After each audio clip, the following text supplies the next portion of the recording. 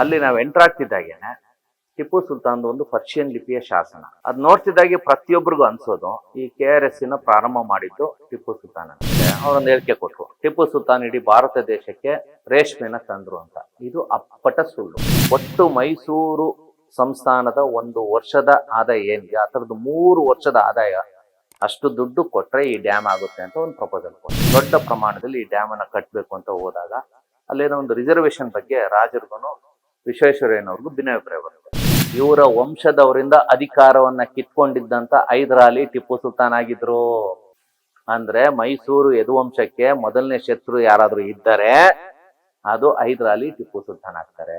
ದಾಖಲೆಗಳ ಪ್ರಕಾರ ಐತಿಹಾಸಿಕವಾಗಿ KRSಗೂ ಟಿಪ್ಪು ಸುಲ್ತಾನ್ಗೂ ಸಂಬಂಧ ಇಲ್ಲ. ಆ ತಲೆನೆರೆನಲ್ಲಿ ಗಂಗರು ಒಂದು ಅಣೆಕಟ್ಟೆಯನ್ನು ಕಟ್ಟಿದ್ರು ಅಂತ ಶಾಸನ ಇವತ್ತಿಗೂ ಇದೆ. ಅಂದ್ರೆ ಕಾವೇರಿ ನದಿಗೆ ಕನ್ನಡಿಗರು ಮೊದಲನೇ ಡ್ಯಾಮ್ ಅನ್ನ ಕಟ್ಟಿದ್ರು. ವಿಜಯ ಕರ್ನಾಟಕ ವೀಕ್ಷಕರಿಗೆ ಸ್ವಾಗತ. ನಾನು ಶಂಕರ್ ನಾಯಕ್. ಟಿಪ್ಪು ಸುಲ್ತಾನ್ KRS ಡ್ಯಾಮ್ಗೆ ಅಡಿಗಲ್ಲು. ಈ ಹೇಳಿಕೆ ಈಗ ರಾಜ್ಯಾದ್ಯಂತ ಚರ್ಚೆಗೆ ಗ್ರಾಸ ಆಗ್ತಾ ಇದೆ. ಸಚಿವರಾಗಿರ್ತಕ್ಕಂಥ HC ಮಹದೇವಪ್ಪನವರು ಕೊಟ್ಟ ಹೇಳಿಕೆ ಇಡೀ ರಾಜ್ಯಾದ್ಯಂತ ಚರ್ಚೆಗೆ ಗ್ರಾಸ ಆಗ್ತಿದೆ. ಆದ್ರೆ ನಿಜವಾದ ಸತ್ಯಾಂಶವೇನು, ಇತಿಹಾಸ ಹೇಳೋದೇನು, ಇದ್ರ ಬಗ್ಗೆ ಮಾತನಾಡ್ತಾ ಹೋಗೋಣ. ನಮ್ಮೊಂದಿಗೆ ಇತಿಹಾಸ ತಜ್ಞರಾಗಿರ್ತಕ್ಕಂಥ ತಲಕಾಡು ಚಿಕ್ಕರಂಗೇಗೌಡರು ನಮ್ಮ ಜೊತೆ ಇದ್ದಾರೆ. ಬನ್ನಿ ಮಾತನಾಡ್ತಾ ಹೋಗೋಣ. ಸರ್, ಈಗ ಚರ್ಚೆಯಲ್ಲಿ ಇರ್ತಕ್ಕಂಥದ್ದು KRS ವಿಚಾರ, ಅಡಿಗಲ್ಲಿನ ವಿಚಾರವಾಗಿ HC ಮಹದೇವಪ್ಪನವರು ಇರ್ತಕ್ಕಂಥ ಒಂದು ಚಿಕ್ಕವರಂತ ವಿವಾದ. ಟಿಪ್ಪು ಸುಲ್ತಾನ್ ಅಡಿಗಲ್ಲು ಇತ್ತು ಅಂತ ಬಹುತೇಕ ಮಂದಿಗೆ ಇತಿಹಾಸ ಗೊತ್ತಾಗ್ತಾ ಇದೆ. ಏನು ಎತ್ತ, ಮೈಸೂರು ರಾಜರ ಆಳ್ವಿಕೆಗಳು ಇವೆಲ್ಲವೂ ಕೂಡ ಗೊತ್ತಾಗ್ತಾ ಇದೆ. ತಾವು ಇತಿಹಾಸವನ್ನು ತಿಳ್ಕೊಳ್ಳೋದಾದ್ರೆ ಎಲ್ಲಿಂದ ಆರಂಭ ಮಾಡ್ತೀರಿ? ಈ ಒಂದು ಕೇಳಿದೆ.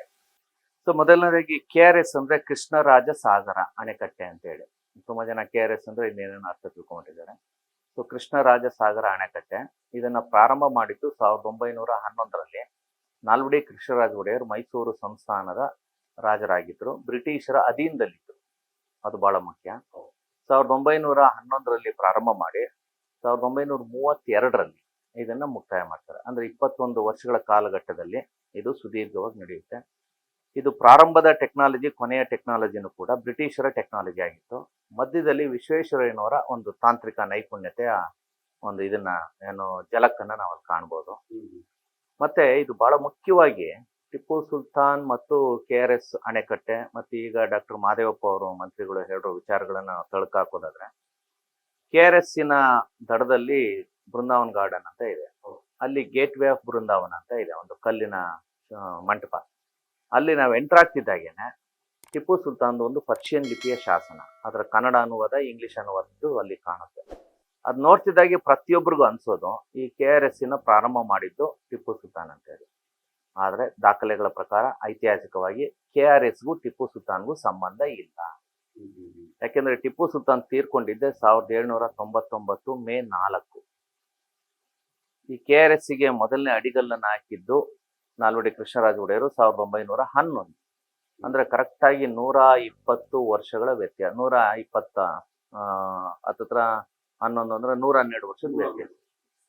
112 ವರ್ಷಗಳ ಹಿಂದೆ ಇದ್ದಂತ ಟಿಪ್ಪು ಸುಲ್ತಾನು ಇಲ್ಲಿ ಬಂದು ಅಡಿಗಲ್ಲು ಹಾಕೋದಕ್ಕೆ ಸಾಧ್ಯ ಇಲ್ಲ ಅಂದ್ರೆ ಸಾಮಾನ್ಯ ಜನ ಮಾತಾಡ್ಕೊಳ್ಳುವಂಥದ್ದು. ಆದ್ರೆ ಆ ಕಲ್ಲಲ್ಲಿ ಇರೋದ್ರಿಂದ ಎಲ್ರಿಗೂ ಏನ್ ಸಂದೇಶ ಹೋಗುತ್ತೆ ಅಂದ್ರೆ ಇದು ಶಂಕುಸ್ಥಾಪನೆ ಇವರೇ ಮಾಡಿದ್ರು ಅಂತ. ಸೊ ಶಂಕುಸ್ಥಾಪನೆ ಟಿಪ್ಪು ಸುಲ್ತಾನ್ ಕಾಲದಲ್ಲಿ ನಡೆದಿದ್ದು ನಿಜ ಅಂತ ಒಂದು ವರ್ಗ ಹೇಳುತ್ತೆ. ಟಿಪ್ಪು ಸುಲ್ತಾನ್ 1791 ಇಲ್ಲ 1794ರಲ್ಲಿ ಒಂದು ಅಣೆಕಟ್ಟೆಯನ್ನ ಕಾವೇರಿ ನದಿಗೆ ಕಟ್ಟಬೇಕು, ಅದು 70 ಅಡಿಗಳ ಎತ್ತರದ ಒಂದು ಅಣೆಕಟ್ಟೆ ಕಟ್ಟಬೇಕು ಅಂತ ಹೇಳಿ ಒಂದು ಯೋಜನೆನ ರೂಪಿಸ್ಕೊಂಡಿದ್ರು. ಅದಕ್ಕೋಸ್ಕರ ಅವ್ರ ಬಡ್ಜೆಟ್ ಅಲ್ಲಿ ಒಂದಷ್ಟು ದುಡ್ಡು, ಆ ಕಾಲದಲ್ಲೂ ಬಡ್ಜೆಟ್ ಅನ್ನೋದು ಇತ್ತು. ಅಂದ್ರೆ ಆಯವ್ಯಯ, ಖರ್ಚು ವೆಚ್ಚ, ರಾಜಸ್ವ ನಿಧಿ ಏನೇನೋ ಹೇಳ್ತಾರೆ, ಹೆಸರುಗಳು ಬೇರೆ ಇರುತ್ತೆ. ಆ ಬಡ್ಜೆಟ್ ಅಲ್ಲಿ ಒಂದಷ್ಟು ನಿಧಿಯನ್ನು ಎತ್ತಿಟ್ಟು ಇದನ್ನ ಈ ಡ್ಯಾಮ್ ಕಟ್ಟೋದಿಕ್ಕೆ ಬಳಸ್ಕೋಬೇಕು ಅಂತ ಎತ್ತಿಟ್ಟಿದ್ರು ಅನ್ನೋದು ಒಂದು ದಾಖಲೆಯಲ್ಲಿ ಇದೆ. ಯಾವಾಗ? ಟಿಪ್ಪು ಸುಲ್ತಾನ್ ಕಾಲದಲ್ಲಿ 1791ರಿಂದ 1794 ಅವಧಿನಲ್ಲಿ ಆ ಡ್ಯಾಮ್ ಕಟ್ಟಬೇಕು ಅನ್ನೋ ಯೋಜನೆ ಇದ್ದಾಗ ಇದ್ದಕ್ಕಿದ್ದಾಗೆ 3ನೇ ಮೈಸೂರು ವಾರ್ ಡಿಕ್ಲೇರ್ ಆಗುತ್ತೆ ಬ್ರಿಟಿಷರಿಗೂ ಟಿಪ್ಪು ಸುಲ್ತಾನ್ಗೂ. ಆ 3ನೇ ಮೈಸೂರು ವಾರಲ್ಲಿ ಟಿಪ್ಪು ಸುಲ್ತಾನ್ಗೆ ಸೋಲಾಗುತ್ತೆ. ಸೋತಂತ ಟಿಪ್ಪು ಸುಲ್ತಾನ್ ಮೇಲೆ ಬ್ರಿಟಿಷರು ಕೆಲವು ಕಂಡೀಷನ್ ಹಾಕ್ತಾರೆ. ಏನಂತ? ನಾವು ಯುದ್ಧದ ಖರ್ಚನ್ನ ಮಾಡಿದ್ದೀವಿ, ಹತ್ತತ್ರ 3.5 ಕೋಟಿ ದುಡ್ಡು ಖರ್ಚಾಗಿದೆ, ಅಷ್ಟು ದುಡ್ಡನ್ನ ನಮ್ಗೆ ಕೊಟ್ಬಿಡಿ, ನಿಮ್ಮ ರಾಜ್ಯ ನಿಮಗೆ ಬಿಟ್ಕೊಟ್ಬಿಟ್ಟು ನಿಮ್ಮ ತಂಟೆಗೆ ನಾವು ಬರೋಲ್ಲ ಅಂತ ಹೇಳ್ತಾರೆ. ಆಗ ಟಿಪ್ಪು ಸುಲ್ತಾನ್ ಇಡೀ ಖಜಾನೆಯನ್ನ ಜಾಲಾಡಿದ್ರೆ 3.5 ಕೋಟಿ ಇರಲ್ಲ ಆವತ್ತಿನ ಕಾಲಘಟ್ಟದಲ್ಲಿ. ಸೊ ಆಗ ಅವರು ದುಡ್ಡಿಲ್ಲ ಅಂದಾಗ ಬ್ರಿಟಿಷರು ನೆಗೋಷಿಯೇಷನ್ ನಡೆದು, ಆಯ್ತು ನೀವು ದುಡ್ಡು ಕೊಡೋವರೆಗೂ ನಿಮ್ಮ 2 ಮಕ್ಕಳನ್ನ ನಮ್ಮಲ್ಲಿ ಒತ್ತೆ ಇಡಿ ಅಂತ ಹೇಳ್ತಾರೆ. ಸೊ 1793 ಅಂತ ಇದು ಹತ್ತತ್ರ 1793-94 ಅಲ್ಲಿ ತಮ್ಮ ಇಬ್ಬರು ಮಕ್ಕಳನ್ನ ಒತ್ತೆ ಇಟ್ಟು ಅವರು ಬಿಡುಗಡೆ ಹೊಂದ್ತಾರೆ. ಯಾರು? ಟಿಪ್ಪು ಸುಲ್ತಾನ್ ಬ್ರಿಟಿಷರ ಕಾಟದಿಂದ. ಆಮೇಲೆ ಅವರು ಹಣವನ್ನು ಹೊಂದಿಸೋದಕ್ಕೆ ನಾನಾ ರೀತಿಯಲ್ಲಿ ಪ್ರಯತ್ನ ಪಟ್ಟು ಕೆಲವು ವರ್ಷಗಳಲ್ಲಿ ಹಣನೆಲ್ಲ ಹೊಂದಿಸ್ಬಿಟ್ಟು ಬ್ರಿಟಿಷರಿಗೆ ಕೊಟ್ಟು ತಮ್ಮ ಮಕ್ಕಳನ್ನ ಬಿಡುಗಡೆ ಮಾಡ್ಕೊಂಡ್ಬಿಡ್ತಾರೆ. ಅಂದ್ರೆ 1794ರಲ್ಲಿ ಟಿಪ್ಪು ಸುಲ್ತಾನ್ ಹತ್ರ 3.5 ಕೋಟಿ ದುಡ್ಡು ಇರಲಿಲ್ಲ. ಒಂದು ಅಣೆಕಟ್ಟೆ ಕಟ್ಟುವಷ್ಟು ದುಡ್ಡು ಆ ಪ್ರಮಾಣದಲ್ಲಿ ಇರಲಿಲ್ಲ ಅನ್ನೋದು ಒಂದು ನಿರೂಪಿತ ಆಯಿತು. ಅಥವಾ ಅಷ್ಟು ದುಡ್ಡು ಬೇಕಾಗಿತ್ತೇನೋ ಅನ್ನೋದು ನಮಗೆ ಗೊತ್ತಿಲ್ಲ. ಒಟ್ನಲ್ಲಿ ಆ ಡ್ಯಾಮ್ನ ಕನಸನ್ನ ಕಂಡಿದ್ದಂತೂ ನಿಜ. ಆದ್ರೆ ಆ ಡ್ಯಾಮಿನ ಕಾಮಗಾರಿ ಪ್ರಾರಂಭ ಆಗಿದ್ದು ಎಲ್ಲೂ ಇಲ್ಲ. ಅದು ಯಾವ ಜಾಗ ಅಂತಾನು ಯಾರಿಗೂ ಗೊತ್ತಿಲ್ಲ. ಅವ್ರು ಎಲ್ಲಿ ಕಟ್ಟಬೇಕು ಅಂತಿದ್ರು ಅಂತ ಎಕ್ಸಾಕ್ಟ್ ಆಗಿ ಗೊತ್ತಿಲ್ಲ. ಅದಷ್ಟೇ ಮುಗಿದೋಯ್ತು. ಆಮೇಲೆ 4th ಮೈಸೂರು ವಾರ್ ನಡೆಯುತ್ತೆ. 3ನೇ ಮೈಸೂರು ಯುದ್ಧ ಆದ್ಮೇಲೆ 4ನೇ ಮೈಸೂರು ಯುದ್ಧ 1799 ಮೇ 4 ಟಿಪ್ಪು ಸುಲ್ತಾನ್ ರಣಾಂಗಣದಲ್ಲಿ ಹುತಾತ್ಮರಾಗ್ತಾರೆ. ಅದಾದ್ಮೇಲೆ ಬ್ರಿಟಿಷರು ಇಡೀ ಟಿಪ್ಪು ಸುಲ್ತಾನ್ ಸಂಸ್ಥಾನವನ್ನ, ಅಂದ್ರೆ ಹಳೆ ಮೈಸೂರು ಪ್ರಾಂತ್ಯ ಅಂತ ಏನಿದೆಯೋ ಅದೆಲ್ಲವನ್ನ ತಮ್ಮ ವಶಕ್ಕೆ ತಗೊಂಡು ಅದನ್ನ ಹಿಂದೆ ಮೈಸೂರನ್ನ ಆಳ್ವಿಕೆ ಮಾಡ್ತಿದ್ರಲ್ಲ ಯದುವಂಶದವರು, ಅವ್ರ ವಂಶದ ಕುಡಿ ಕೊಡ್ತಾರೆ. ಅಂದ್ರೆ ಮುಮ್ಮಡಿ ಕೃಷ್ಣರಾಜ ಒಡೆಯರ್ ಅಂತ ಅವ್ರಿಗೆ ಕೊಟ್ಟು, ನೀವು ಇದನ್ನ ಆಳ್ವಿಕೆ ಮಾಡ್ಕೊಂಡೋಗಿ ನಮ್ಮ ವರ್ಷಕ್ಕೆ ಇಷ್ಟು ಕಪ್ಪ ಅಂತ ಕೊಡಿ ಅಂತೇಳಿ ಒಂದು ಸಿಸ್ಟಮ್ ಮಾಡ್ತಾರೆ. ಸೊ ಮುಮ್ಮಡಿ ಕೃಷ್ಣರಾಜ ಒಡೆಯರ್ ಅದರ ಮುಂದಾಳಾದ್ಮೇಲೆ ಅವರು ಈ ಡ್ಯಾಮ್ ಬಗ್ಗೆ ಏನು ತಲೆ ಕೆಡಿಸ್ಕೊಳ್ಳಲ್ಲ. ಅವ್ರು ಬೇರೆ ಬೇರೆ ರೀತಿಯಲ್ಲಿ ನವರತ್ನ ಸ್ಕೀಮ್ ಅಂತ ಹೇಳಿ 9 ಯೋಜನೆಗಳನ್ನ ಹಾಕೊಂಡು ಬೇರೆ ರೀತಿಯಲ್ಲಿ ಅವರ ಮೈಸೂರು ಸಂಸ್ಥಾನವನ್ನು ಅಭಿವೃದ್ಧಿ ಪಡಿಸ್ತಾ ಹೋಗ್ತಾರೆ. 1831ರಲ್ಲಿ ಮುಮ್ಮಡಿ ಕೃಷ್ಣರಾಜ ಒಡೆಯರ್ ಕಾಲದಲ್ಲಿ ರೈತರ ದಂಗೆ ನಡೆಯುತ್ತೆ. ಬಿದನೂರು ಅಂದ್ಬಿಟ್ಟು ಇವತ್ತಿನ ಶಿವಮೊಗ್ಗ ಹೊಸನಗರ ಅಂತ ಇದೆಯಲ್ಲ, ಒಂದು ದಂಗೆ ನಡೆಯುತ್ತೆ. ಆ ದಂಗೆ ನೆಪದಲ್ಲಿ ಬ್ರಿಟಿಷರು ಏನ್ ಮಾಡ್ತಾರೆ, ಇಡೀ ಮೈಸೂರು ಸಂಸ್ಥಾನದ ಆಡಳಿತವನ್ನ ಯದುವಂಶದ ರಾಜರಿಂದ ಕಿತ್ಕೊಳ್ತಾರೆ. ಆವಾಗ ಕಮಿಷನರ್ ಆಳ್ವಿಕೆ ಅಂತ ಬರುತ್ತೆ. 1831ರಿಂದ 1881ರವರೆಗೆ 50 ವರ್ಷಗಳ ಕಾಲ ಹಲವಾರು ಕಮಿಷನರ್ಗಳು ಈ ರಾಜ್ಯ ಆಳಿದ್ದಾರೆ. ಅವರಲ್ಲಿ ಮಾರ್ಕ್ ಕಬ್ಬನ್ ಇರ್ಬೋದು, ಹಡ್ಸನ್ ಇರ್ಬೋದು, ಹೀಗೆ ಹಲವಾರು ಜನ ಕಮಿಷನರ್ಗಳು ಬರ್ತಾರೆ.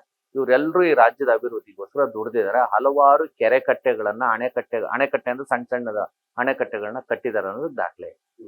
ಅದಾದ್ಮೇಲೆ 1881ರಲ್ಲಿ ಬ್ರಿಟಿಷರು ಮತ್ತೆ ಯದುವಂಶದ ಕುಡಿಗೆನೆ ಅಧಿಕಾರ ಕೊಡಬೇಕು ಅಂದಾಗ 10ನೇ ಚಾಮರಾಜ ಒಡೆಯರ್ ಅಂತ ಬರ್ತಾರೆ. 10ನೇ ಚಾಮರಾಜ ಒಡೆಯರ್ ಅಧಿಕಾರಕ್ಕೆ ಬಂದಿದ್ದು 1881ರಲ್ಲಿ. ಅವರು 1881ರಿಂದ 1894ವರೆಗೂ ಬದುಕಿರ್ತಾರೆ. ಒಂದ್ಸರಿ ಕಲ್ಕತ್ತಾ ಹೋದಾಗ ಹುಷಾರಿಲ್ಲದೆ ಅವರು ತೀರ್ಕೊಂಡ್ಬಿಡ್ತಾರೆ 1894ರಲ್ಲಿ. ಅವರ ಸ್ಥಾನಕ್ಕೆ ಅವರ ಪತ್ನಿ ಬರ್ತಾರೆ. ನೋಡಿ, ಇಲ್ಲಿಂದ ಈ ಅಣೆಕಟ್ಟೆಯ ಇತಿಹಾಸ ಪ್ರಾರಂಭ ಆಗುತ್ತೆ. 1894 ಗಂಡನ ಸ್ಥಾನಕ್ಕೆ ಹೆಂಡತಿ ಬರ್ತಾರೆ. ಅವರು ಮಹಾರಾಣಿ ಕೆಂಪನಂಜಮ್ಮಣ್ಣಿ ಅಂತ. ಅವರು ಪಟ್ಟಕ್ಕೆ ಅಂದ್ರೆ ವಿಧವಾ ಮಹಾರಾಣಿ ಅಂತ ಕರೀತಾರೆ, ರಿಜೆಂಟ್ ಅಂತ ಹೇಳಿ ಇಂಗ್ಲಿಷ್ ಅಲ್ಲಿ. ಅಂದ್ರೆ ಗಂಡ ಇಲ್ದೇ ಇರೋ ಮಹಾರಾಣಿ ಅಂತ ಅರ್ಥ. ಅದಕ್ಕೆ ವಿಧವಾ ಮಹಾರಾಣಿ ಅಧಿಕಾರವನ್ನ ಸ್ವೀಕಾರ ಮಾಡ್ತಾರೆ ಬ್ರಿಟಿಷರ ಇದ್ರ ಮೇಲೆ, ಸಪೋರ್ಟ್ ಮೇಲೆಗೆ. 1894ರಿಂದ 1902ವರೆಗೂ ಅವ್ರು ಆಳ್ವಿಕೆ ಮಾಡ್ತಾರೆ, 8 ವರ್ಷಗಳ ಕಾಲ. ಅವರ ಕಾಲಘಟ್ಟದಲ್ಲಿ ಇವತ್ತಿನ ಚಿತ್ರದುರ್ಗದ ಹಿರಿಯೂರಲ್ಲಿ ಇದೆಯಲ್ಲ ಮಾರಿಕಣಿವೆ ಅಂತೇಳಿ, ವಾಣಿ ವಿಲಾಸ್ ಸಾಗರ ಅಂತೇಳಿ ಒಂದು ಕಟ್ತಾರೆ ಅವರು. ಅದು ಆ ಕಾಲಘಟ್ಟದಲ್ಲಿ ಏಷ್ಯಾದಲ್ಲಿ ಅತ್ಯಂತ ದೊಡ್ಡ ಅಣೆಕಟ್ಟೆ. ಅದು ಒಬ್ಬ ಮಹಿಳಾ ರಾಣಿಯಿಂದ ಕಟ್ಟಲ್ಪಟ್ಟಿದೆ ಅನ್ನೋದು ಹೆಮ್ಮೆ ಪಡುವಂತ ವಿಚಾರ. ಯಾವುದು? ಚಿತ್ರದುರ್ಗದ ಹಿರಿಯೂರಿನ ಮಾರಿಕಣಿವೆ, ಅದನ್ನೇ ವಾಣಿ ವಿಲಾಸ್ ಸಾಗರ. ಮಹಾರಾಣಿ ಕೆಂಪನಂಜಮ್ಮಣ್ಣಿ ಅವರು ಪಟ್ಟಕ್ಕೆ ಬಂದ್ಮೇಲೆ ಹೆಸರನ್ನ ಬದಲಾಯಿಸ್ತಾರೆ. ಆಗಿನ ಪದ್ಧತಿ ಪ್ರಕಾರ ಅವ್ರನ್ನ ವಾಣಿ ವಿಲಾಸ್ ಸಾಗರ ಅಂತ ಕರೀತಾರೆ. ಆಗ ರಾಜನ್ನ ರಾಣಿಯನ್ನ ಹೆಸರು ಕರೀತಿರ್ಲಿಲ್ಲ, ಈ ರೀತಿ ಒಂದು ಹೆಸರು ಕೊಡೋರು.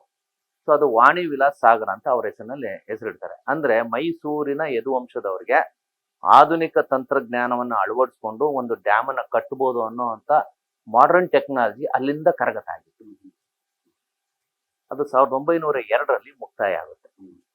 ಅದೇ ಟೈಮ್ಗೆ ಇಲ್ಲಿ ಎಲೆಕ್ಟ್ರಿಸಿಟಿನೂ ಕಂಡುಹಿಡಿತಾರೆ ಶಿವನ ಸಮುದ್ರದಲ್ಲಿ. 1905ರಲ್ಲಿ ಎಲೆಕ್ಟ್ರಿಸಿಟಿ ಎಲ್ಲ ಬರುತ್ತೆ. ಈ ಟೈಮಲ್ಲಿ ಏನಾಗುತ್ತೆ, 1902ರಲ್ಲಿ 10ನೇ ಚಾಮರಾಜ ಒಡೆಯರ್ ಅವರ ದೊಡ್ಡ ಮಗ ನಾಲ್ವಡಿ ಕೃಷ್ಣರಾಜ ಒಡೆಯರ್ 18 ವರ್ಷ ಆಗುತ್ತೆ. ಆಗ ಆತನಿಗೆ ಅಧಿಕಾರವನ್ನು ಹಸ್ತಾಂತರ ಮಾಡ್ತಾರೆ ಮಹಾರಾಣಿಯವರು ತನ್ನ ಮಗನಿಗೆ. 1902ರಲ್ಲಿ ನಾಲ್ವಡಿ ಕೃಷ್ಣರಾಜ ಒಡೆಯರು ಅಧಿಕಾರಕ್ಕೆ ಬರ್ತಾರೆ. ಅವರು ಮೈಸೂರಿನ 24ನೇ ದೊರೆಯಾಗಿ ಅಧಿಕಾರವನ್ನು ಸ್ವೀಕಾರ ಮಾಡ್ತಾರೆ. ಆ 1902ರಿಂದ ಅವರು ಅಭಿವೃದ್ಧಿಯನ್ನ ಮಾಡೋದಕ್ಕೆ ಹೋಗ್ತಾರೆ. ಎಂತೆಂಥ ಅಭಿವೃದ್ಧಿ ಅಂದ್ರೆ ಅದು ಪಟ್ಟಿ ಮಾಡ್ತಾ ಹೋದ್ರೆ ಅದು ನೆವರ್ ಎಂಡಿಂಗ್. ಅಷ್ಟು ಒಳ್ಳೆಯ ಕೆಲಸಗಳನ್ನ ನಾಲ್ವಡಿ ಕೃಷ್ಣರಾಜ ಒಡೆಯರು, ಬಹುಶಃ ಆ ಕಾಲಘಟ್ಟದಲ್ಲಿ ನಮ್ಮ ಭಾರತ ದೇಶದಲ್ಲಿ 500 ಚಿಲ್ಲರೆ ರಾಜಾದಿ ರಾಜರು, ಚಕ್ರವರ್ತಿಗಳು, ನವಾಬ್ರು ಯಾರ್ಯಾರೋ ಇದ್ರು. ಅವ್ರು ಯಾರೂ ಮಾಡಕ್ಕಾಗದಿರುವಂತ ದೊಡ್ಡ ದೊಡ್ಡ ಸಾಧನೆಗಳನ್ನ ನಾಲ್ವಡಿ ಕೃಷ್ಣರಾಜ ಒಡೆಯರು ಮಾಡಿದ್ದಾರೆ ಅಂತ ಗಿಜಿಟಿಯವರು ಮತ್ತೆ ಎಲ್ಲದರಲ್ಲೂ ದಾಖಲೆ ಇದೆ. ಅದನ್ನ ನೋಡ್ಬಿಟ್ಟೇನೆ ಮಹಾತ್ಮ ಗಾಂಧೀಜಿಯವರು ನಾಲ್ವಡಿ ಕೃಷ್ಣರಾಜ ಒಡೆಯರ್ ಅವ್ರನ್ನ ರಾಜರ್ಷಿ ಅಂತ ಕರೀತಾರೆ. ಅಂದ್ರೆ ಇವರು ರಾಜರಲ್ಲಿ ಇವರು ಋಷಿ ಇದ್ದಾಗೆ, ನಾಡಿನ ಜನರಿಗೋಸ್ಕರ ತಮ್ಮನ್ನ ತ್ಯಾಗ ಮಾಡ್ಕೊಂಡು ಎಲ್ಲ ಮಾಡಿದ್ದಾರೆ ಅಂತ ಒಂದು ಬಿರುದನ್ನ ಕೊಟ್ಟಿರ್ತಾರೆ. ಅಷ್ಟು ಕೆಲಸಗಳನ್ನ ಮಾಡ್ತಿದ್ದಂತ ನಾಲ್ವಡಿ ಕೃಷ್ಣರಾಜ ಒಡೆಯರ್ಗೆ 1911ರಲ್ಲಿ ಒಂದು ಡ್ಯಾಮ್ ಕಟ್ಟಬೇಕು ಅನ್ನೋ ಒಂದು ಆಲೋಚನೆ ಬರುತ್ತೆ. ಈ ಆಲೋಚನೆ ರಾಜರಿಗೆ ಹೇಗ್ ಬರುತ್ತೆ ಅಂದ್ರೆ, ಬಹುಶಃ ನೀರಾವರಿ ತಜ್ಞರು ಆ ಕಾಲದಲ್ಲೆಲ್ಲ ಇರ್ತಾರೆ, ಎಲ್ಲಾ ಕಾಲದಲ್ಲೂ ಇರ್ತಾರೆ. ಅವ್ರು ಯಾರೋ ಹೇಳಿರ್ತಾರೆ, ಎಲ್ಲ ಒಳ್ಳೆ ಕೆಲಸ ಮಾಡಿದ್ರೆ ಒಂದು ಒಳ್ಳೆ ಡ್ಯಾಮ್ ಅನ್ನು ಕಟ್ಬಿಡಿ ಕಾವೇರಿ ನದಿಗೆ, ನಿಮ್ಗೆ ಇನ್ನೂ ಒಳ್ಳೆ ಹೆಸರು ಬರುತ್ತೆ. ಡ್ಯಾಮ್ ಬಂತು ಅಂದ್ರೆ ಆರ್ಥಿಕ ಚಟುವಟಿಕೆ, ಕೃಷಿ ಚಟುವಟಿಕೆ ಚೆನ್ನಾಗಿ ನಡೆಯುತ್ತೆ, ಆರ್ಥಿಕ ಚಟುವಟಿಕೆ ಜೋರಾಗುತ್ತೆ, ಆದಾಯ ಬರುತ್ತೆ, ಜನಗಳಿಗೆ ಕೆಲಸ ಸಿಗುತ್ತೆ ಅಂತ ಹೇಳ್ತಾರೆ. ಆಯ್ತು, ಒಂದು ಡ್ಯಾಮ್ ಕಟ್ಟೋಣ ಅಂತ ಹೇಳಿ 1911ರಲ್ಲಿ ಒಂದು ಪ್ರಪೋಸಲ್ ಅನ್ನ ರೆಡಿ ಮಾಡಿ ಅಂತ ಆ ಕಾಲದ ದಿವಾನರಿಗೆ ಮತ್ತು ಅಧಿಕಾರಿಗಳಿಗೆ ಹೇಳ್ತಾರೆ. ಆ ಕಾಲದ ನೀರಾವರಿ ಇಲಾಖೆ ಅಂತಾನು ಒಂದಿರುತ್ತೆ. ನಮ್ಮ ಮೈಸೂರಿನ ವಿಶೇಷ ಏನಂದ್ರೆ, ಮುಮ್ಮಡಿ ಕೃಷ್ಣರಾಜ ಒಡೆಯರ್ ಕಾಲದಲ್ಲಿ ನಾನು ಹೇಳಿದೆ ನಿಮ್ಗೆ, ನವರತ್ನ ಸ್ಕೀಮ್ ಅಂತೇಳಿ, ಅಂದ್ರೆ 9 ಡಿಪಾರ್ಟ್ಮೆಂಟ್ಗಳನ್ನ ಮಾಡಿರ್ತಾರೆ. ಅದರಲ್ಲಿ ಒಂದು ನೀರಾವರಿ ಇಲಾಖೆನೂ ಒಂದಾಗಿರುತ್ತೆ. ಸೊ ಆ ನೀರಾವರಿ ಇಲಾಖೆ ಮೂಲಕ ಡ್ಯಾಮ್ ಅನ್ನ ಕಟ್ಟೋದಕ್ಕೆ ಒಂದು ಪ್ರಪೋಸಲ್ ರೆಡಿ ಮಾಡಿ ಅಂತ ಹೇಳ್ತಾರೆ. ಯಾರು? ನಾಲ್ವಡಿ ಕೃಷ್ಣರಾಜ ಒಡೆಯರು ತಮ್ಮ ದಿವಾನರಿಗೆ, ಆನಂದರಾವ್ ಅಂತೇಳಿ ಆಗ ದಿವಾನರಾಗಿರ್ತಾರೆ 1911ರ ವೇಳೆಗೆ. ಡ್ಯಾಮ್ ಪ್ರಪೋಸಲ್ ರೆಡಿ ಮಾಡಿ ಅಂದಾಗ ಈಗಾಗಲೇ ಅನುಭವ ಇರುತ್ತೆ. ಮೈಸೂರಿನ ಯದುವಂಶದವರಿಗೆ ಮಾರಿ ಕಣಿವೆ ಅಣೆಕಟ್ಟೆ, ಆಧುನಿಕ ತಂತ್ರಜ್ಞಾನದ ಅಣೆಕಟ್ಟೆ ಕಟ್ಟುವ ಅನುಭವ ಇರುತ್ತೆ. ಬಹುಶಃ ಆ ಅನುಭವದ ಮೇಲೆ ಇಲ್ಲಿ ಒಂದು ಡ್ಯಾಮಿನ ಪ್ರಪೋಸಲ್ ಅನ್ನು ಕೊಡ್ತಾರೆ. ಅದಕ್ಕೆ ದುಡ್ಡು ಎಷ್ಟು ಬೇಕಾಗುತ್ತೆ ಅಂದ್ರೆ, ಸುಮಾರು ಮೈಸೂರು ಸಂಸ್ಥಾನದ ಅಂದಿನ 3 ವರ್ಷದ ಆದಾಯ ಬೇಕಾಗುತ್ತೆ. ಅದು ಒಂದು ವರ್ಷಕ್ಕೆ 1 ಕೋಟಿ ಅಂದ್ರೂ 3 ಕೋಟಿ ಅಂತ ಇಟ್ಕೋಣ, ಸುಮ್ಮನೆ ರಫ್ ಆಗಿ ಹೇಳೋದು, ಎಕ್ಸಾಕ್ಟ್ ಆಗಿ ನಾನು ಹೇಳ್ತಾ ಇಲ್ಲ. ಒಟ್ಟು ಮೈಸೂರು ಸಂಸ್ಥಾನದ 1 ವರ್ಷದ ಆದಾಯ ಏನಿದೆ, ಆ ಥರದ್ದು 3 ವರ್ಷದ ಆದಾಯ ಅಷ್ಟು ದುಡ್ಡು ಕೊಟ್ರೆ ಈ ಡ್ಯಾಮ್ ಆಗುತ್ತೆ ಅಂತ ಒಂದು ಪ್ರಪೋಸಲ್ ಕೊಡ್ತಾರೆ. ಆ ಪ್ರಪೋಸಲ್ಗೆ ಫೈನಾನ್ಸ್ ಡಿಪಾರ್ಟ್ಮೆಂಟ್ ಇಂದ ಪರ್ಮಿಷನ್ ಬೇಕಿತ್ತು. ಈ ಫೈನಾನ್ಸ್ ಡಿಪಾರ್ಟ್ಮೆಂಟ್, ಬೇರೆ ಬೇರೆ ಡಿಪಾರ್ಟ್ಮೆಂಟ್ ಹರ್ಡಲ್ಸ್ ಇದೆಯಲ್ಲ, ಇದು ಬ್ರಿಟಿಷರ್ ಕಾಲದಲ್ಲಿ ಇಂಟ್ರೊಡ್ಯೂಸ್ ಆಗಿದ್ದು. ಸೊ ಅದು ಆಗ AR ಬ್ಯಾನರ್ಜಿ ಅಂತ ಫೈನಾನ್ಸ್ ಮಿನಿಸ್ಟರ್ ಆಗಿರ್ತಾರೆ. ನಂತರದ ದಿನಗಳಲ್ಲಿ ಅವ್ರ ದಿವಾನರಾಗಿ ಪ್ರಮೋಷನ್ ಸಿಗುತ್ತೆ, ಅದು ಬೇರೆ ವಿಚಾರ. ಆ ಫೈನಾನ್ಸ್ ಡಿಪಾರ್ಟ್ಮೆಂಟ್ ಅಲ್ಲಿ ಬ್ಯಾನರ್ಜಿ ಇದ್ದಾಗ ಆ ಫೈಲ್ನೆಲ್ಲ ಸ್ಟಡಿ ಮಾಡ್ತಾರೆ.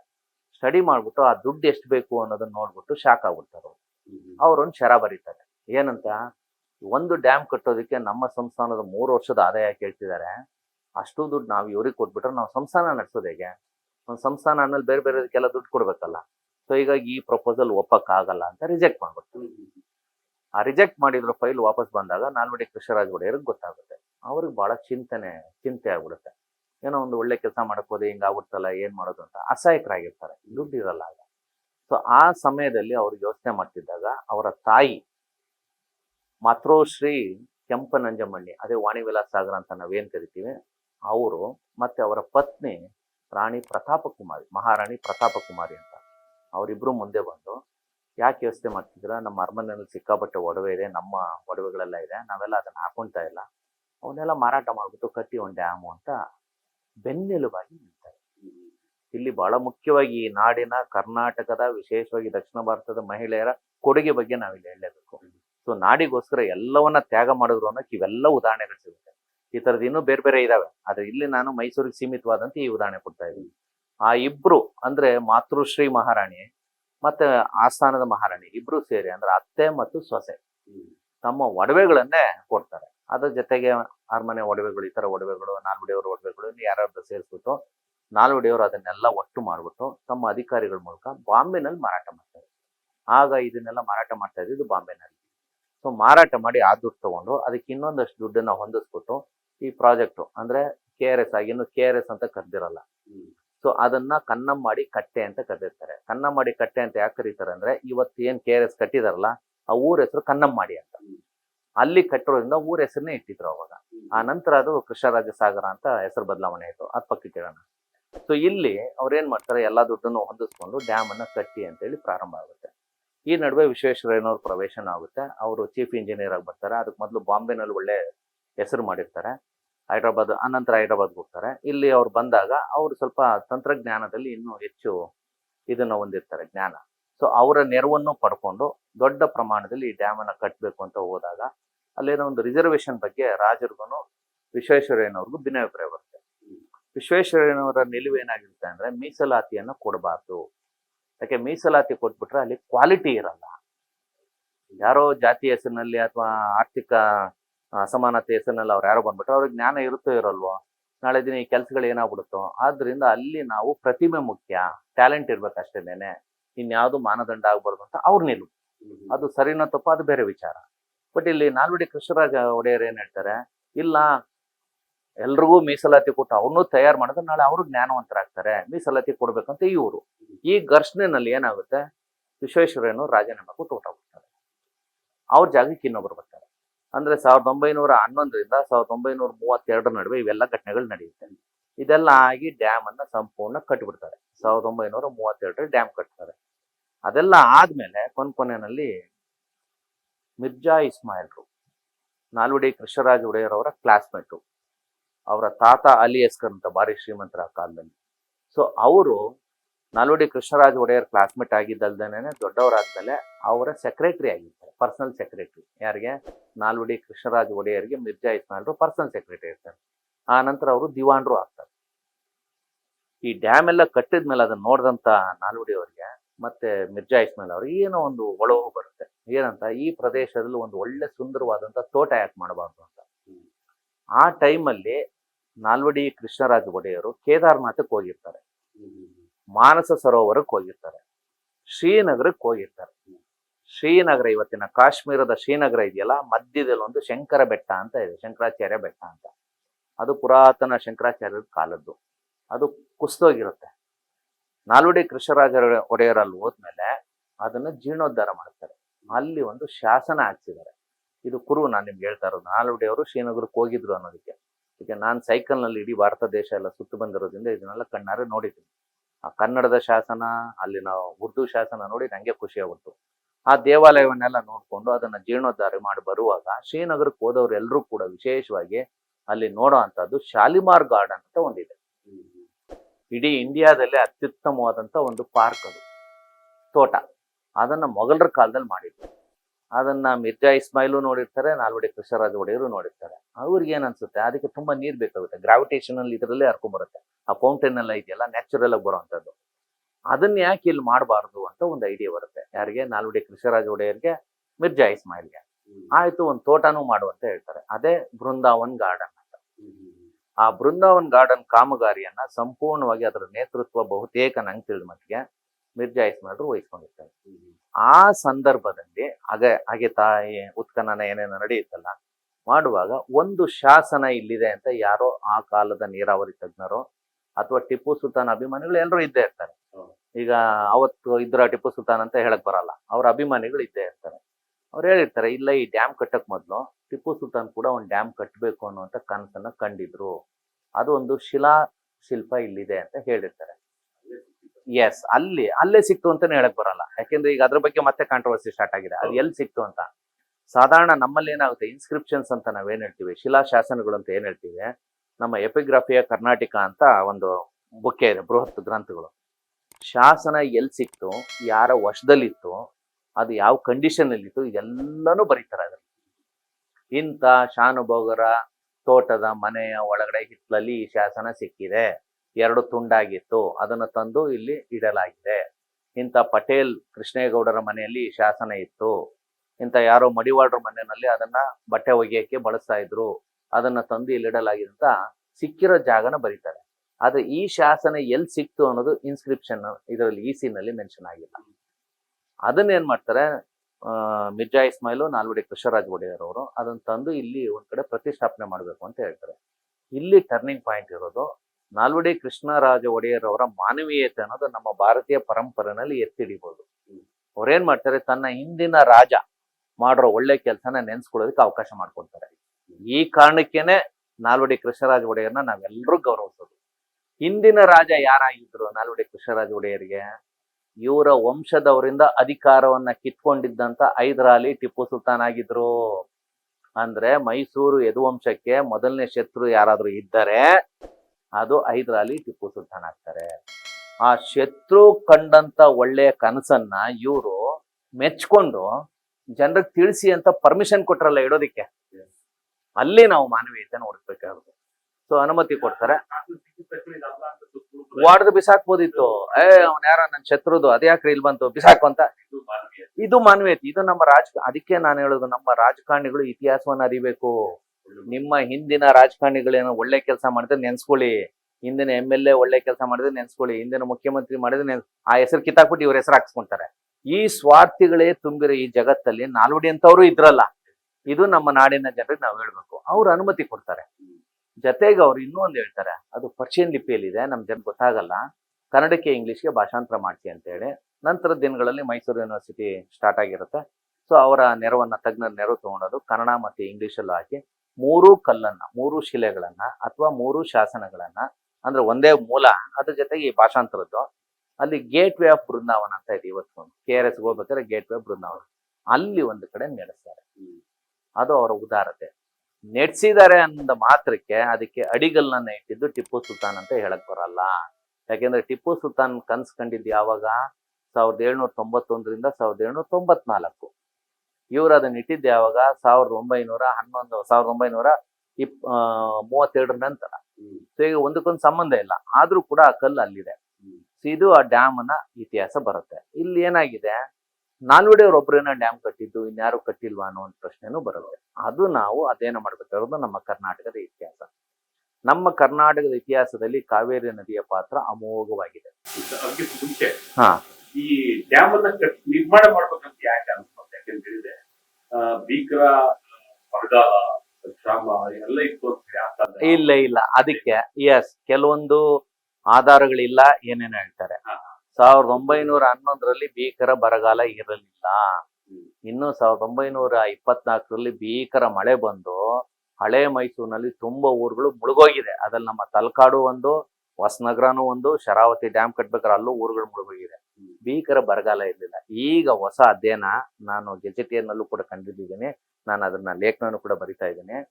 1911ರಲ್ಲಿ ಬ್ರಿಟಿಷರ ವೈಸ್ರಾಯಿ ಮೈಸೂರಿನ ಮಹಾರಾಜರಿಗೆ ವಿಶೇಷವಾದಂತ ಅನುದಾನವನ್ನ ಘೋಷಣೆ ಮಾಡ್ತಾರೆ.